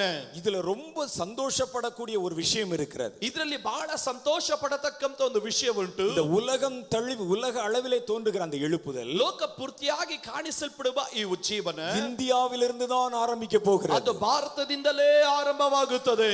இந்தியால தான் இந்த தீப்பிடிச்சது உலகம் முழுவதும் பரவ போகிறது. ಭಾರತದಲ್ಲೇ ಅದರ ಬೆಂಕಿ ಹಿಡಿಯಲ್ಪಟ್ಟು ಇಡೀ ಪ್ರಪಂಚವನ್ನು ಹಬ್ಬಲಿಕ್ಕೆ ಹೋಗುತ್ತದೆ. கடைசி கால எழுப்புதலை கர்த்தர் இந்தியர்களை வைத்து தான் செய்ய போகிறார். ಕಡೆ ಕಾಲದ ಉಜ್ಜೀವನವನ್ನು ದೇವರು ಭಾರತೀಯರ ಮುಖಾಂತರವಾಗಿ ದೇವರು ಅದನ್ನು ಮಾಡುತ್ತಾನೆ. அதிலேயே இன்னும் சந்தோஷமான ஒரு விஷயம் இருக்கிறது. ಅದರಲ್ಲಿ ಇನ್ನ ಸಂತೋಷಕರವಾದ ವಿಷಯವೆಂದರೆ இந்தியால வட இந்தியா தென்னிந்தியா என்று இருக்கிறது. ಭಾರತದಲ್ಲಿ ಉತ್ತರ ಭಾರತ ದಕ್ಷಿಣ ಭಾರತ ಅಂತ ಉಂಟು. கர்த்தர் கடைசி கால எழுப்புதலுக்கு நம்முடைய தென்னிந்தியாவை தான் தேர்வு செய்ய போகிறார். ದೇವರು ಕಡೆ ಕಾಲದ ಉಜ್ಜೀವನವನ್ನ ನಮ್ಮ ದಕ್ಷಿಣ ಭಾರತವನ್ನೇ ದೇವರು ಆರಿಸಿಕೊಂಡಿದ್ದಾನೆ. இது நமக்கு இன்னும் ரொம்ப சந்தோஷம். ಇನ್ನ ಅದರಲ್ಲಿ ನಮಗೆ ಬಹಳ ಸಂತೋಷಕರವಾದ ಕಾರ್ಯ. இன்னைக்கு காலையில கர்த்தர் அதைவிட ஒரு பெரிய சந்தோஷமான காரியத்தை சொன்னார். ಈ ಮುಂಚಾನೆ ವೇಳೆಯಲ್ಲಿ ದೇವರು ಅದಕ್ಕಿಂತ ಒಂದು ಮಿಗಿಲಾದ ಸಂತೋಷದ ಸಂಗತಿ இந்த உலக தழுவின எழுப்புதல் வருகிறதிலே ಈ ದೊಡ್ಡ ಉಜ್ಜೀವನವು ಈ ಲೋಕ ಪೂರ್ತಿಯಾಗಿ ಹಬ್ಬಿದಾಗ உங்க சபைக்கு ஒரு பங்கு இருக்கிறது. ನಿಮ್ಮ ಸಭೆಯಲ್ಲಿ ಆ ಉಜ್ಜೀವನದಲ್ಲಿ ಒಂದು ಪಾಲುಗಾರಿಕೆ ಉಂಟು. இதை விட இன்னொரு பெரிய சந்தோஷமான செய்தியை நான் உங்களுக்கு சொல்லுகிறேன். ಇದಕ್ಕಿಂತ ಅತಿ ದೊಡ್ಡ ಸಂತೋಷಕರವಾದ ಸುದ್ದಿಯನ್ನು ನಾನು ಹೇಳುತ್ತೇನೆ. இந்த உலகம் தழுவின எழுப்புதல்லே ಈ ಲೋಕ ಕಾಣಲ್ಪಡುವಂತ ಈ ಉಜ್ಜೀವನದಲ್ಲಿ உங்க சபைக்கு மாத்திரம் இல்ல, ನಿಮ್ಮ ಸಭೆಗೆ ಮಾತ್ರ ಅಲ್ಲ, உங்களுக்கு ஒரு பங்கு இருக்கிறது. ನಿಮಗೂ ಒಂದು ಪಾಲುಗಾರಿಕೆ ಉಂಟು. உனக்கு ஒரு அழைப்பு இருக்கிறது. ನಿನಗೊಂದು ಕರೆ ಉಂಟು. வேதத்தில் குறிக்கப்பட்ட ஒரு காரியத்துல, ದೇವರ ವಾಕ್ಯದಲ್ಲಿ ನೇಮಿಸಲ್ಪಟ್ಟ ಒಂದು ಕಾರ್ಯದಲ್ಲಿ நீங்கள் இணைக்கப்பட்டிருக்கிறீர்கள். ನೀವು ಒಟ್ಟಾಗಿ ಸೇರಲ್ಪಟ್ಟಿದ್ದೀರಿ. 2000 வருஷத்துக்கு முன்னால 2000 ವರ್ಷಗಳ ಹಿಂದೆ உங்கள் மூலம் வரக்கூடிய எழுப்புதலை குறித்து யோவான் மூலம் கர்த்தர் முன்னறிவித்திருக்கிறார். ನಿಮ್ಮ ಮುಖಾಂತರ ಬರಲಿಕ್ಕೆ ಹೋಗುವಂತ ಉಜ್ಜೀವನದ ಕುರಿತಾಗಿ ಯೋಹಾನನ ಮುಖಾಂತರವಾಗಿ ದೇವರು ತಿಳಿಸಿದ್ದಾನೆ. வெளிப்படுத்தின விசேஷம் 5:13 ಪ್ರಕಟಣೆ 5:13 அப்பொழுது ಆಗ வானத்திலும் பூமியிலும் பூமியின் கீழுள்ளவைகள் யாவும் கர்த்தரை துதிக்கும் என்று சொல்லுகிறது. ಆಕಾಶದಲ್ಲೂ ಭೂಮಿಯಲ್ಲೂ ಭೂಮಿಯ ಮೇಲಿರುವಂತದ್ದು ಭೂಮಿಯ ಕೆಳಗಡೆ ಇರುವಂತದ್ದು ಸಕಲವು ಕರ್ತನನ್ನು ಸ್ತುತಿಸುತ್ತದೆ. சமுத்திரத்தில் இருக்கிற யாவும் கர்த்தரை தொழுது கொள்ளும் என்று எழுதியிருக்கிறது. ಸಮುದ್ರದಲ್ಲಿ ಇರುವುದು ಎಲ್ಲವೂ ಕರ್ತನನ್ನು ಆರಾಧಿಸುತ್ತದೆ ಎಂದು ಬರೆದಿದೆ. நமக்கு சமுத்திரத்தை பற்றி கவலை இல்லை. ನಮಗೆ ಸಮುದ್ರದ ಕುರಿತಾಗಿ ವಿಷಯವಿಲ್ಲ. பூமிக்கு கீழே இருக்கிற பற்றி கவலை இல்லை. ಭೂಮಿಯ ಕೆಳಗಡೆ ಇರುವುದರ ಕುರಿತಾಗಿ ವಿಷಯವಲ್ಲ. பூமியை குறித்து நாம் கவலைப்படுகிறோம். ನಾವು ಭೂಮಿಯ ಕುರಿತಾಗಿ ಚಿಂತೆ ಪಡುತ್ತಾ ಇದ್ದೇವೆ. இந்த பூமியிலே ஒரு பெரிய சத்தம் ಈ உண்டாகும். ಭೂಮಿಯಲ್ಲಿ ಒಂದು ದೊಡ್ಡ ಶಬ್ದ ಕೇಳುತ್ತದೆ. ஆட்டுக்குட்டியானவருக்கே கனமும் வல்லமையும் மகிமையும் என்று. ಯಜ್ಞದ ಕುರಿಯಾದ ಆತನಿಗೆ ಬಲವು ಐಶ್ವರ್ಯ ಜ್ಞಾನವು ಸಾಮರ್ಥ್ಯ ಮಾನವು ಆತನಿಗೆ ಮಾತ್ರ. திரளான ஜனங்கள் எழும்பி ಏರಳವಾದ ಜನರು ಎದ್ದು இயேசுவை உயர்த்தி மகிமைப்படுத்துவார்கள். ಅವರು ಯೇಸುವನ್ನು ಉನ್ನತಕ್ಕೆ ಏರಿಸಿ ಮಹಿಮೆ ಪಡಿಸುತ್ತಾರೆ. அதைத்தான் நம்ம ரிவைவல் என்று சொல்லுகிறோம். ಅದನ್ನೇ ನಾವು ಉಜ್ಜೀವನ ಎಂದು ಕರೆಯುತ್ತೇವೆ. பூமி தேவனை அறிகிற அறிவினால் நிறைந்திருக்கும். ಭೂಮಿಯು ಕರ್ತನನ್ನು ತಿಳಿಯುವಂತ ತಿಳುವಳಿಕೆಯಿಂದ ತುಂಬಲ್ಪಡುತ್ತದೆ. அவருடைய ரட்சிப்பின் சந்தோஷத்தினால் ஜனங்கள் நிரப்பப்படுவார்கள். ಆತನ ರಕ್ಷಣೆಯ ಆನಂದದಿಂದ ಜನರು ಅವರು ತುಂಬಲ್ಪಡುತ್ತಾರೆ. இவ்வளவு பெரிய திட்டம், ಇಷ್ಟು ದೊಡ್ಡ ಉದ್ದೇಶ, 2000 வருஷத்துக்கு முன்னாலே சொல்லப்பட்ட அந்த திட்டம், 2000 ವರ್ಷಗಳ ಹಿಂದೆ ಹೇಳಲ್ಪಟ್ಟ ಉದ್ದೇಶ, அதிலே நீங்களும் நானும் இருக்கிறோம். ಅದರಲ್ಲಿ ನೀವು ನಾವು ಇದ್ದೇವೆ. விக்டரி இன்டர்நேஷனல் சர்ச் இருக்கிறது. ವಿಕ್ಟರಿ ಇಂಟರ್ನ್ಯಾಷನಲ್ ಏಜ್ ಸಭೆ ಅದರಲ್ಲಿ ಪಾಲುಗಾರಿಕೆ ಇದೆ. நம்ம பாஸ்டர் ரவி பாஸ்டர் அவர்கள் இருக்கிறார்கள். ನಿಮ್ಮ ಪಾಸ್ಟರ್ ಅವರು ಹಿರಿಯ ಬೋಧಕರು ಅದರಲ್ಲಿ ಇದ್ದಾರೆ. உங்க பேரெல்லாம் எனக்கு தெரியவில்லை. ನಿಮ್ಮ ಹೆಸರು ನನಗೆ ಗೊತ್ತಿಲ್ಲ. அவர்களை தெரிஞ்சா சொல்லி இருப்பேன். ಇದು ಗೊತ್ತಿದ್ರೆ ಹೇಳುತ್ತಾ ಇದ್ದೆ. உங்க ஒவ்வொருவருடைய பேரும் அதில் இருக்கிறது. ನಿಮ್ಮ ಪ್ರತಿಯೊಬ್ಬರ ಹೆಸರು ಆ ಉಜ್ಜೀವನದಲ್ಲಿ ಉಂಟು. கர்த்தர் உங்களை எழுப்புதலை பயன்படுத்த போகிறார். ಕರ್ತನು ನಿಮ್ಮನ್ನು ಉಜ್ಜೀವನದಲ್ಲಿ ದೇವರು ಉಪಯೋಗಿಸಲಿಕ್ಕೆ ಹೋಗುತ್ತಾನೆ. ஒரு நெருப்பு உன்மேல ஊற்றப்படும். ಈಗ ನಿನ್ನ ಮೇಲೆ ಒಂದು ಶಕ್ತಿ ಸುರಿಸಲ್ಪಡುತ್ತದೆ. உன் சபையிலிருந்து அது வெடித்து சிதறும். ಈಗ ನಿನ್ನ ಸಭೆ ಏನದು ದೇವರ ಶಕ್ತಿಯಿಂದ ತುಂಬಿ ಹಬ್ಬಲಿಕ್ಕೆ ಹೋಗುತ್ತದೆ. அது உன் பட்டணத்தை முழுவதும் பற்றி பிடிக்கும். ಅದು ನಿನ್ನ ಪಟ್ಟಣವನ್ನು ಸಂಪೂರ್ಣವಾಗಿ ಆವರಿಸುತ್ತೆ. உன் பட்டணத்திலிருந்து ஒரு பெரிய வெடிப்பு உண்டாகும். ನಿನ್ನ ಪಟ್ಟಣದಿಂದ ಒಂದು ದೊಡ್ಡ ಸ್ಫೋಟ ಉಂಟಾಗುತ್ತದೆ. அது உன் தேசம் முழுவதையும் பற்றி பிடிக்கும். ಅದು ಇಡೀ ದೇಶವನ್ನೇ ಸ್ವಾಧೀನ ಮಾಡಿಕೊಳ್ಳುತ್ತದೆ. உன் தேசத்திலிருந்து ஒரு பெரிய வெடிப்பு உண்டாகும். ನಿನ್ನ ದೇಶದಿಂದ ಒಂದು ದೊಡ್ಡ ಸ್ಫೋಟ ಉಂಟಾಗುತ್ತದೆ. அது உலகம் முழுவதையும் பற்றி ಅದು பிடிக்கும். ಲೋಕ ಪೂರ್ತಿಯಾಗಿ ಅದನ್ನು ಸ್ವಾಧೀನ ಮಾಡಿಕೊಳ್ಳುತ್ತದೆ. கர்த்தருடைய சித்தம் இப்படியே நிறைவேறும். ಕರ್ತನ ಚಿತ್ತ ಇದೇ ರೀತಿ ನೆರವೇರುತ್ತದೆ. ஆகவே ஆயத்தப்படுங்கள். ಆದ್ರಿಂದ ಸಿದ್ಧವಾಗಿರಿ. கர்த்தர் உங்களை அழைக்கும்படிக்கு தேவனிடத்தில் தைரியமாய் கடந்து வாருங்கள். ಕರ್ತನು ನಿಮ್ಮನ್ನು ಕರೆದಾಗ ಧೈರ್ಯವಾಗಿ ಆತನ ಮುಂಭಾಗದಲ್ಲಿ ಬನ್ನಿರಿ. இந்த அழைப்புக்கு நீங்கள் உங்களை ஒப்புக்கொடுங்கள். ಆ ಕರೆಗಾಗಿ ನಿಮ್ಮನ್ನು ನೀವು ಒಪ್ಪಿಸಿಕೊಡ್ರಿ. எழுப்புதல் முதல்ல உங்ககிட்ட இருந்து ஆரம்பிக்கும். ಉಜ್ಜೀವನ ಎನ್ನುವುದು ಮೊದಲನೇದಾಗಿ ನಿಮ್ಮಿಂದ ಆರಂಭವಾಗುತ್ತದೆ. அந்த தீ முதல்ல உங்க மேல தான் விழும். ಆ ಬೆಂಕಿ ಮೊದಲನೇದಾಗಿ ನಿಮ್ಮ ಮೇಲೆ ಬೀಳುತ್ತದೆ. மேலறை வீட்டிலே விழுந்த மாதிரி, ಮಾಳಿಗೆ ಮನೆಯಲ್ಲಿ ಬಿದ್ದ ಹಾಗೆ, 120 பேர் மேல விழுந்த மாதிரி, 120 ಜನರ ಮೇಲೆ ಬಿದ್ದ ಹಾಗೆಯೇ கர்த்தருடைய எழுப்புதல் தீ ಕರ್ತನ ಉಜ್ಜೀವನದ ಬೆಂಕಿ உங்க சபையில விழும். ನಿಮ್ಮ ಸಭೆಯ ಮೇಲೆ ಬೀಳುತ್ತದೆ. அடுத்த நிமிஷம் ಮುಂದಿನ ನಿಮಿಷ உங்கள் சபை நிரம்பி வழிய ஆரம்பிக்கும். ನಿಮ್ಮ ಸಭೆ ತುಂಬಿ ತುಳುಕೋದಿಕ್ಕೆ ಪ್ರಾರಂಭವಾಗುತ್ತದೆ. அப்படித்தான் எழுதி இருக்கிறது. ಅದೇ ರೀತಿ ಬರೆದಿದೆ. எழுப்புதல் வருகிற காலத்துல ಉಜ್ಜೀವನ ಬರುವ ಕಾಲದಲ್ಲಿ உங்க சபைக்குள்ள ஒருவன் நுழைந்தால், ನಿಮ್ಮ ಸಭೆಯ ಒಳಗಡೆ ಒಬ್ಬನು ಬಂದರೆ அவன் வெளியே போகும்போது ரட்சிக்கப்பட்டவனா தான் போவான். ಅವನ ಸಭೆ ಹೊರಗಡೆ ಹೋಗಬೇಕಾದ್ರೆ ರಕ್ಷಣೆ ಹೊಂದಿದವನಾಗಿ ಹೊರಗಡೆ ಹೋಗುತ್ತಾನೆ. நான் விளையாட்டுக்கு சொல்லல, ನಾನು ಸುಮ್ಮನೆ ತಮಾಷೆಗಾಗಿ ಹೇಳ್ತಾ ಇಲ್ಲ. வேதத்தில் சொல்லி இருக்கிறது. ದೇವರ ವಾಕ್ಯ ಹೇಳಿದೆ. அங்கே மேலறையிலே சத்தம் கேட்டது. ಮಾಳಿಗೆ ಮನೆಯಲ್ಲಿ ಶಬ್ದ ಕೇಳಿದವರು அங்க என்ன நடக்குதுன்னு பாக்குறதுக்கு தான் அந்த கூட்டம் ஏறிச்சு. ಅಲ್ಲಿ ಏನ್ ನಡೀತಾ ಇದೆ ಎಂದು ನೋಡುವುದಕ್ಕಾಗಿ ಗುಂಪು ಬಂದರು. ஏறும்போது சந்தேகப்பட்டு கொண்டு ஏறினார்கள். ಅಲ್ಲಿ ಏರಿದವರೆಲ್ಲ ಸಂಶಯ ಪಟ್ಟಿದವರಾಗಿ ಮೆಟ್ಟಲು ಏರಿದರು. மாடியை விட்டு இறங்கும்போது துதித்து கொண்டே இறங்கினார்கள். ಅವರು ಆ ಮಾಳಿಗೆ ಮನೆ ಬಿಟ್ಟು ಮೆಟ್ಲು ಇಳಿಬೇಕಾದ್ರೆ ಸ್ತುತಿಸುತ್ತಾ ಇಳಿದು ಬಂದರು. அந்த மேலேறை வீட்டுக்குள்ளே நுழையும் போது ಮಾಳಿಗೆ ಮನೆ ಒಳಗಡೆ ಸೇರಬೇಕಾದರೆ அவர்களுக்கு ஒன்றும் புரியவில்லை. ಅವರಿಗೆ ಏನು ಅರ್ಥ ಆಗಲಿಲ್ಲ. அவர்கள் உள்ளே போகும் பொழுது ಅವರು ಒಳಗಡೆ ಹೋದಾಗ அவர்கள் ரட்சிக்கப்பட்டிருக்கவில்லை. ಅವರು ರಕ್ಷಣೆ ಹೊಂದಿರಲಿಲ್ಲ. அவர்களுக்கு தெரியாது, ಅವರಿಗೆ ಗೊತ್ತಿಲ್ಲ, நாம் இறங்கி வரும்பொழுது வேறு மனுஷனாய் மாற்றப்பட போகிறோம். ನಾವು ಇಳಿದು ಬರಬೇಕಾದ್ರೆ ಬೇರೊಂದು ವ್ಯಕ್ತಿಯಾಗಿ ನಾವು ಬದಲಾದವರಾಗಿ ಇಳಿದು ಬರುತ್ತೇವೆ. 120 பேரோடு தான் மேலே ஏறினாங்க. 120 ಜನರ ಮಾತ್ರ ಮೇಲೆ ಏರಿದರು. அந்த கூட்டம் முடிவதற்குள்ளே 3000 பேராய் ಆ மாறிவிட்டார்கள். ಕೂಟ ಮುಗಿಸುವ ಒಳಗೆ 3000 ಜನವಾಗಿ ಮಾರ್ಪಟ್ಟರು. வேதத்தில் எழுதியிருக்கிறதை வாசித்தோம். ದೇವರ ವಾಕ್ಯದಲ್ಲಿ ಬರೆದಿರೋದನ್ನು ನಾವು ಓದಿದೆವು. இனி அதை கண்ணுக்கு முன்னால பார்க்க போறோம். ಇನ್ನು ಮುಂದೆ ಬರೆದಿರೋದನ್ನು ನಮ್ಮ ಕಣ್ಣುಗಳಲ್ಲಿ ಅದನ್ನು ನೋಡಲಿಕ್ಕೆ ಹೋಗುತ್ತೇವೆ. மேலறையிலே நடந்தது உன் சபையில நடக்கும். ಮಾಳಿಗೆ ಮನೆಯಲ್ಲಿ ನಡೆದಿದ್ದು ಅದು ನಿಮ್ಮ ಸಭೆಯಲ್ಲಿ ನಡೆಯುತ್ತೆ. சர்ச் ஆரம்பிக்கும் போது 1000 பேர் இருப்பீங்க. ಸಭೆಯನ್ನು ಆರಂಭ ಮಾಡಬೇಕಾದ್ರೆ 1000 ಜನ ಇರುತ್ತೀರಿ. முடிக்கும் போது 10000 பேராய் தான் முடிப்பீங்க. ಮುಗಿಸೋಷ್ಟರಲ್ಲಿ 10,000 ಜನ ಇದರಲ್ಲಿ ಕಾಣಲ್ಪಡುತ್ತಾರೆ. இது கர்த்தருடைய வேதம் சொல்லுது. ಇದು ಕರ್ತನ ಮಾತು ಹೇಳುತ್ತದೆ. ஜெபத்தை ஆரம்பிக்கும் போது 120 பேரா தான் ஆரம்பிச்சாங்க. ಅವರು ಪ್ರಾರ್ಥನೆ ಆರಂಭ ಮಾಡಬೇಕಾದ್ರೆ 120 ಜನ ಮಾತ್ರ ಇದ್ದರು. அதை முடிக்கும் போது 3000 பேராய் மாறி ಅವರ ಕೂಟ ಮುಗಿಸೋಷ್ಟರಲ್ಲಿ 3000 ಜನವಾಗಿ ಮಾರ್ಪಟ್ಟರು. அது உன் கண்கள் காண உன் சபையிலே நடக்கிறத பாப்ப. ಅಲ್ಲಿ ಅದು ನಿನ್ನ ಕಣ್ಣುಗಳಲ್ಲಿ ನೋಡುವುದು ಈ ಸಭೆಯಲ್ಲಿ ನಡೆಯುವುದನ್ನ ನಿಮ್ಮ ಸ್ವಂತ ಕಣ್ಣುಗಳಿಂದ ಅದನ್ನು ನೋಡುತ್ತೀರಾ? அதுதான் அந்த எழுப்புதல் தீயின் மகிமை. ಅದೇ ಉಜ್ಜೀವನದ ಬೆಂಕಿಯ ವಿಶೇಷತೆ. அதுதான் அந்த எழுப்புதல் அபிஷேகத்தின் மகிமை. ಅದೇ ಆಗಿರುತ್ತೆ ಉಜ್ಜೀವನದ ಅಭಿಷೇಕದ ಮಹಿಮೆ. அது இந்த சபையிலே இறங்குவதற்கு காத்திருக்கிறது. ಇವತ್ತು ಸಭೆಯಲ್ಲಿ ಆ ಅಭಿಷೇಕ ಮಹಿಮೆ ಇಳಿಯುವುದಕ್ಕಾಗಿ ಅದು ಕಾದದೆ. கர்த்தர் உங்களை கொண்டு அதை நிறைவேற்ற போகிறார். ಕರ್ತನು ನಿಮ್ಮ ಮುಖಾಂತರವಾಗಿ ಅದನ್ನು ನೆರವೇರಿಸುತ್ತಾನೆ. நாங்க ஏற்கனவே ಅಭಿಷೇகம் பெற்றிருக்கிறோம். ನಾವು ಮುಂಚಿತವಾಗಿ ಅಭಿಷೇಕ ಹೊಂದಿದ್ದೇವೆ. நாங்க அந்நிய பாஷை பேசுறோம். ನಾವು ಅನ್ಯ ಭಾಷೆ ಮಾತಾಡ್ತೇವೆ. சபையிலே நாங்கள் ஆவியிலே நிறைஞ்சு தான் துதிக்கிறோம். ಸಭೆಯಲ್ಲಿ ಆತ್ಮದಲ್ಲಿ ತುಂಬಿ ನಾವು ಆರಾಧಿಸುತ್ತೇವೆ. நான் அந்த அபிஷேகத்தை பற்றி சொல்லல. ನಾನು ಆ ಅಭಿಷೇಕದ ಕುರಿತಾಗಿ ಹೇಳ್ತಾ ಇಲ್ಲ. இதை தாண்டி வேறொரு வல்லமை இருக்கிறது. ಇದಕ್ಕಿಂತ ಮಿಗಿಲಾಗಿ ಬೇರೊಂದು ಶಕ್ತಿ ಉಂಟು. அது எழுப்புதல் தீ. ಅದು ಉಜ್ಜೀವನದ ಬೆಂಕಿ. அது ஓ மேல பற்றி எரிந்தால், ಅದು ನಿನ್ನ ಮೇಲೆ ಹತ್ತಿ ಉರಿದರೆ ஒரு 100 பேரையாவது அது பற்றி பிடிக்காம விடாது. ಅದು ಉಜ್ಜೀವನದ ಬೆಂಕಿ ನಿನ್ನನ್ನು ಬಿಟ್ಟು ನಿನ್ನಿಂದ 100 ಜನರನ್ನು ಹಿಡಿಯದಂತೆ ಅದು ಸುಮ್ಮನಾಗೋದಿಲ್ಲ. நாம் இதுவரைக்கும் தேவனுடைய ஆவியில் நிறைஞ்சு தான் துதிக்கிறோம். ಇಷ್ಟುವರೆಗೂ ನಾವು ದೇವರ ಆತ್ಮನಿಂದ ತುಂಬಿನೇ ನಾವು ಆರಾಧನೆ ಮಾಡಿದ್ದು. 1000 பேர் ಆರಾಧನೆಗೆ வந்து 1000 ಜನರು ಆರಾಧನೆಗೆ ಬಂದ್ವಿ. 1000 பேர் தான் திரும்பி போகிறோம். 1000 ಜನರೇ ಹಿಂದಿರುಗಿ ಹೋಗುದೆವು. ஆனால் இனி ஒரு அபிஷேகம் வருகிறது. ಆದ್ರೆ ಇನ್ನು ಮುಂದೆ ಒಂದು ಅಭಿಷೇಕ ಬರುತ್ತದೆ. நீங்கள் கூடி வரும் பொழுதெல்லாம் அந்த வல்லமை உங்கள் மேல் வரப்போகிறது. ನೀವು ಕೂಡಿ ಬಂದಾಗೆಲ್ಲ ಆ ಶಕ್ತಿ ನಿಮ್ಮ ಮಧ್ಯದಲ್ಲಿ ಇಳಿದು ಬರುತ್ತದೆ. அந்த எழுப்புதல் தீ உன் சபையின் மேல் விழப் போகிறது. ಆ ಉಜ್ಜೀವನದ ಬೆಂಕಿ ನಿಮ್ಮ ಸಭೆಯ ಮೇಲೆ ಇಳಿದು ಬರುತ್ತದೆ. சபையில உட்கார்றதுக்கு இடம் இல்ல. ಸಭೆಯಲ್ಲಿ ಕೂತ್ಕೊಳ್ಳೋದಕ್ಕೆ ಸ್ಥಳ ಇಲ್ಲ. பாஸ்டர் காலையில 6 மணிக்கு ஆராதனை ஆரம்பிச்சா, ಪಾಸ್ಟರ್ ಅವರು ಬೆಳಿಗ್ಗೆ 6 ಗಂಟೆಗೆ ಕೂಟ ಆರಂಭಿಸಿದರೆ ராத்திரி 12 மணி வரைக்கும் நடத்தணும். ರಾತ್ರಿ 12 ಗಂಟೆವರೆಗೂ ಸರ್ವಿಸ್ ನಡೆಸಬೇಕು. வெளியே பெரிய கூட்டம் காத்திருக்கும். ಹೊರಗಡೆ ದೊಡ್ಡ ಗುಂಪು ಮುಂದಿನ ಸರ್ವಿಸ್ಗಾಗಿ ಕಾದಿರುತ್ತಾರೆ. சீக்கிரம் அந்த உள்ள நடக்கிற ஆராதனையை முடிச்சு அனுப்புங்க.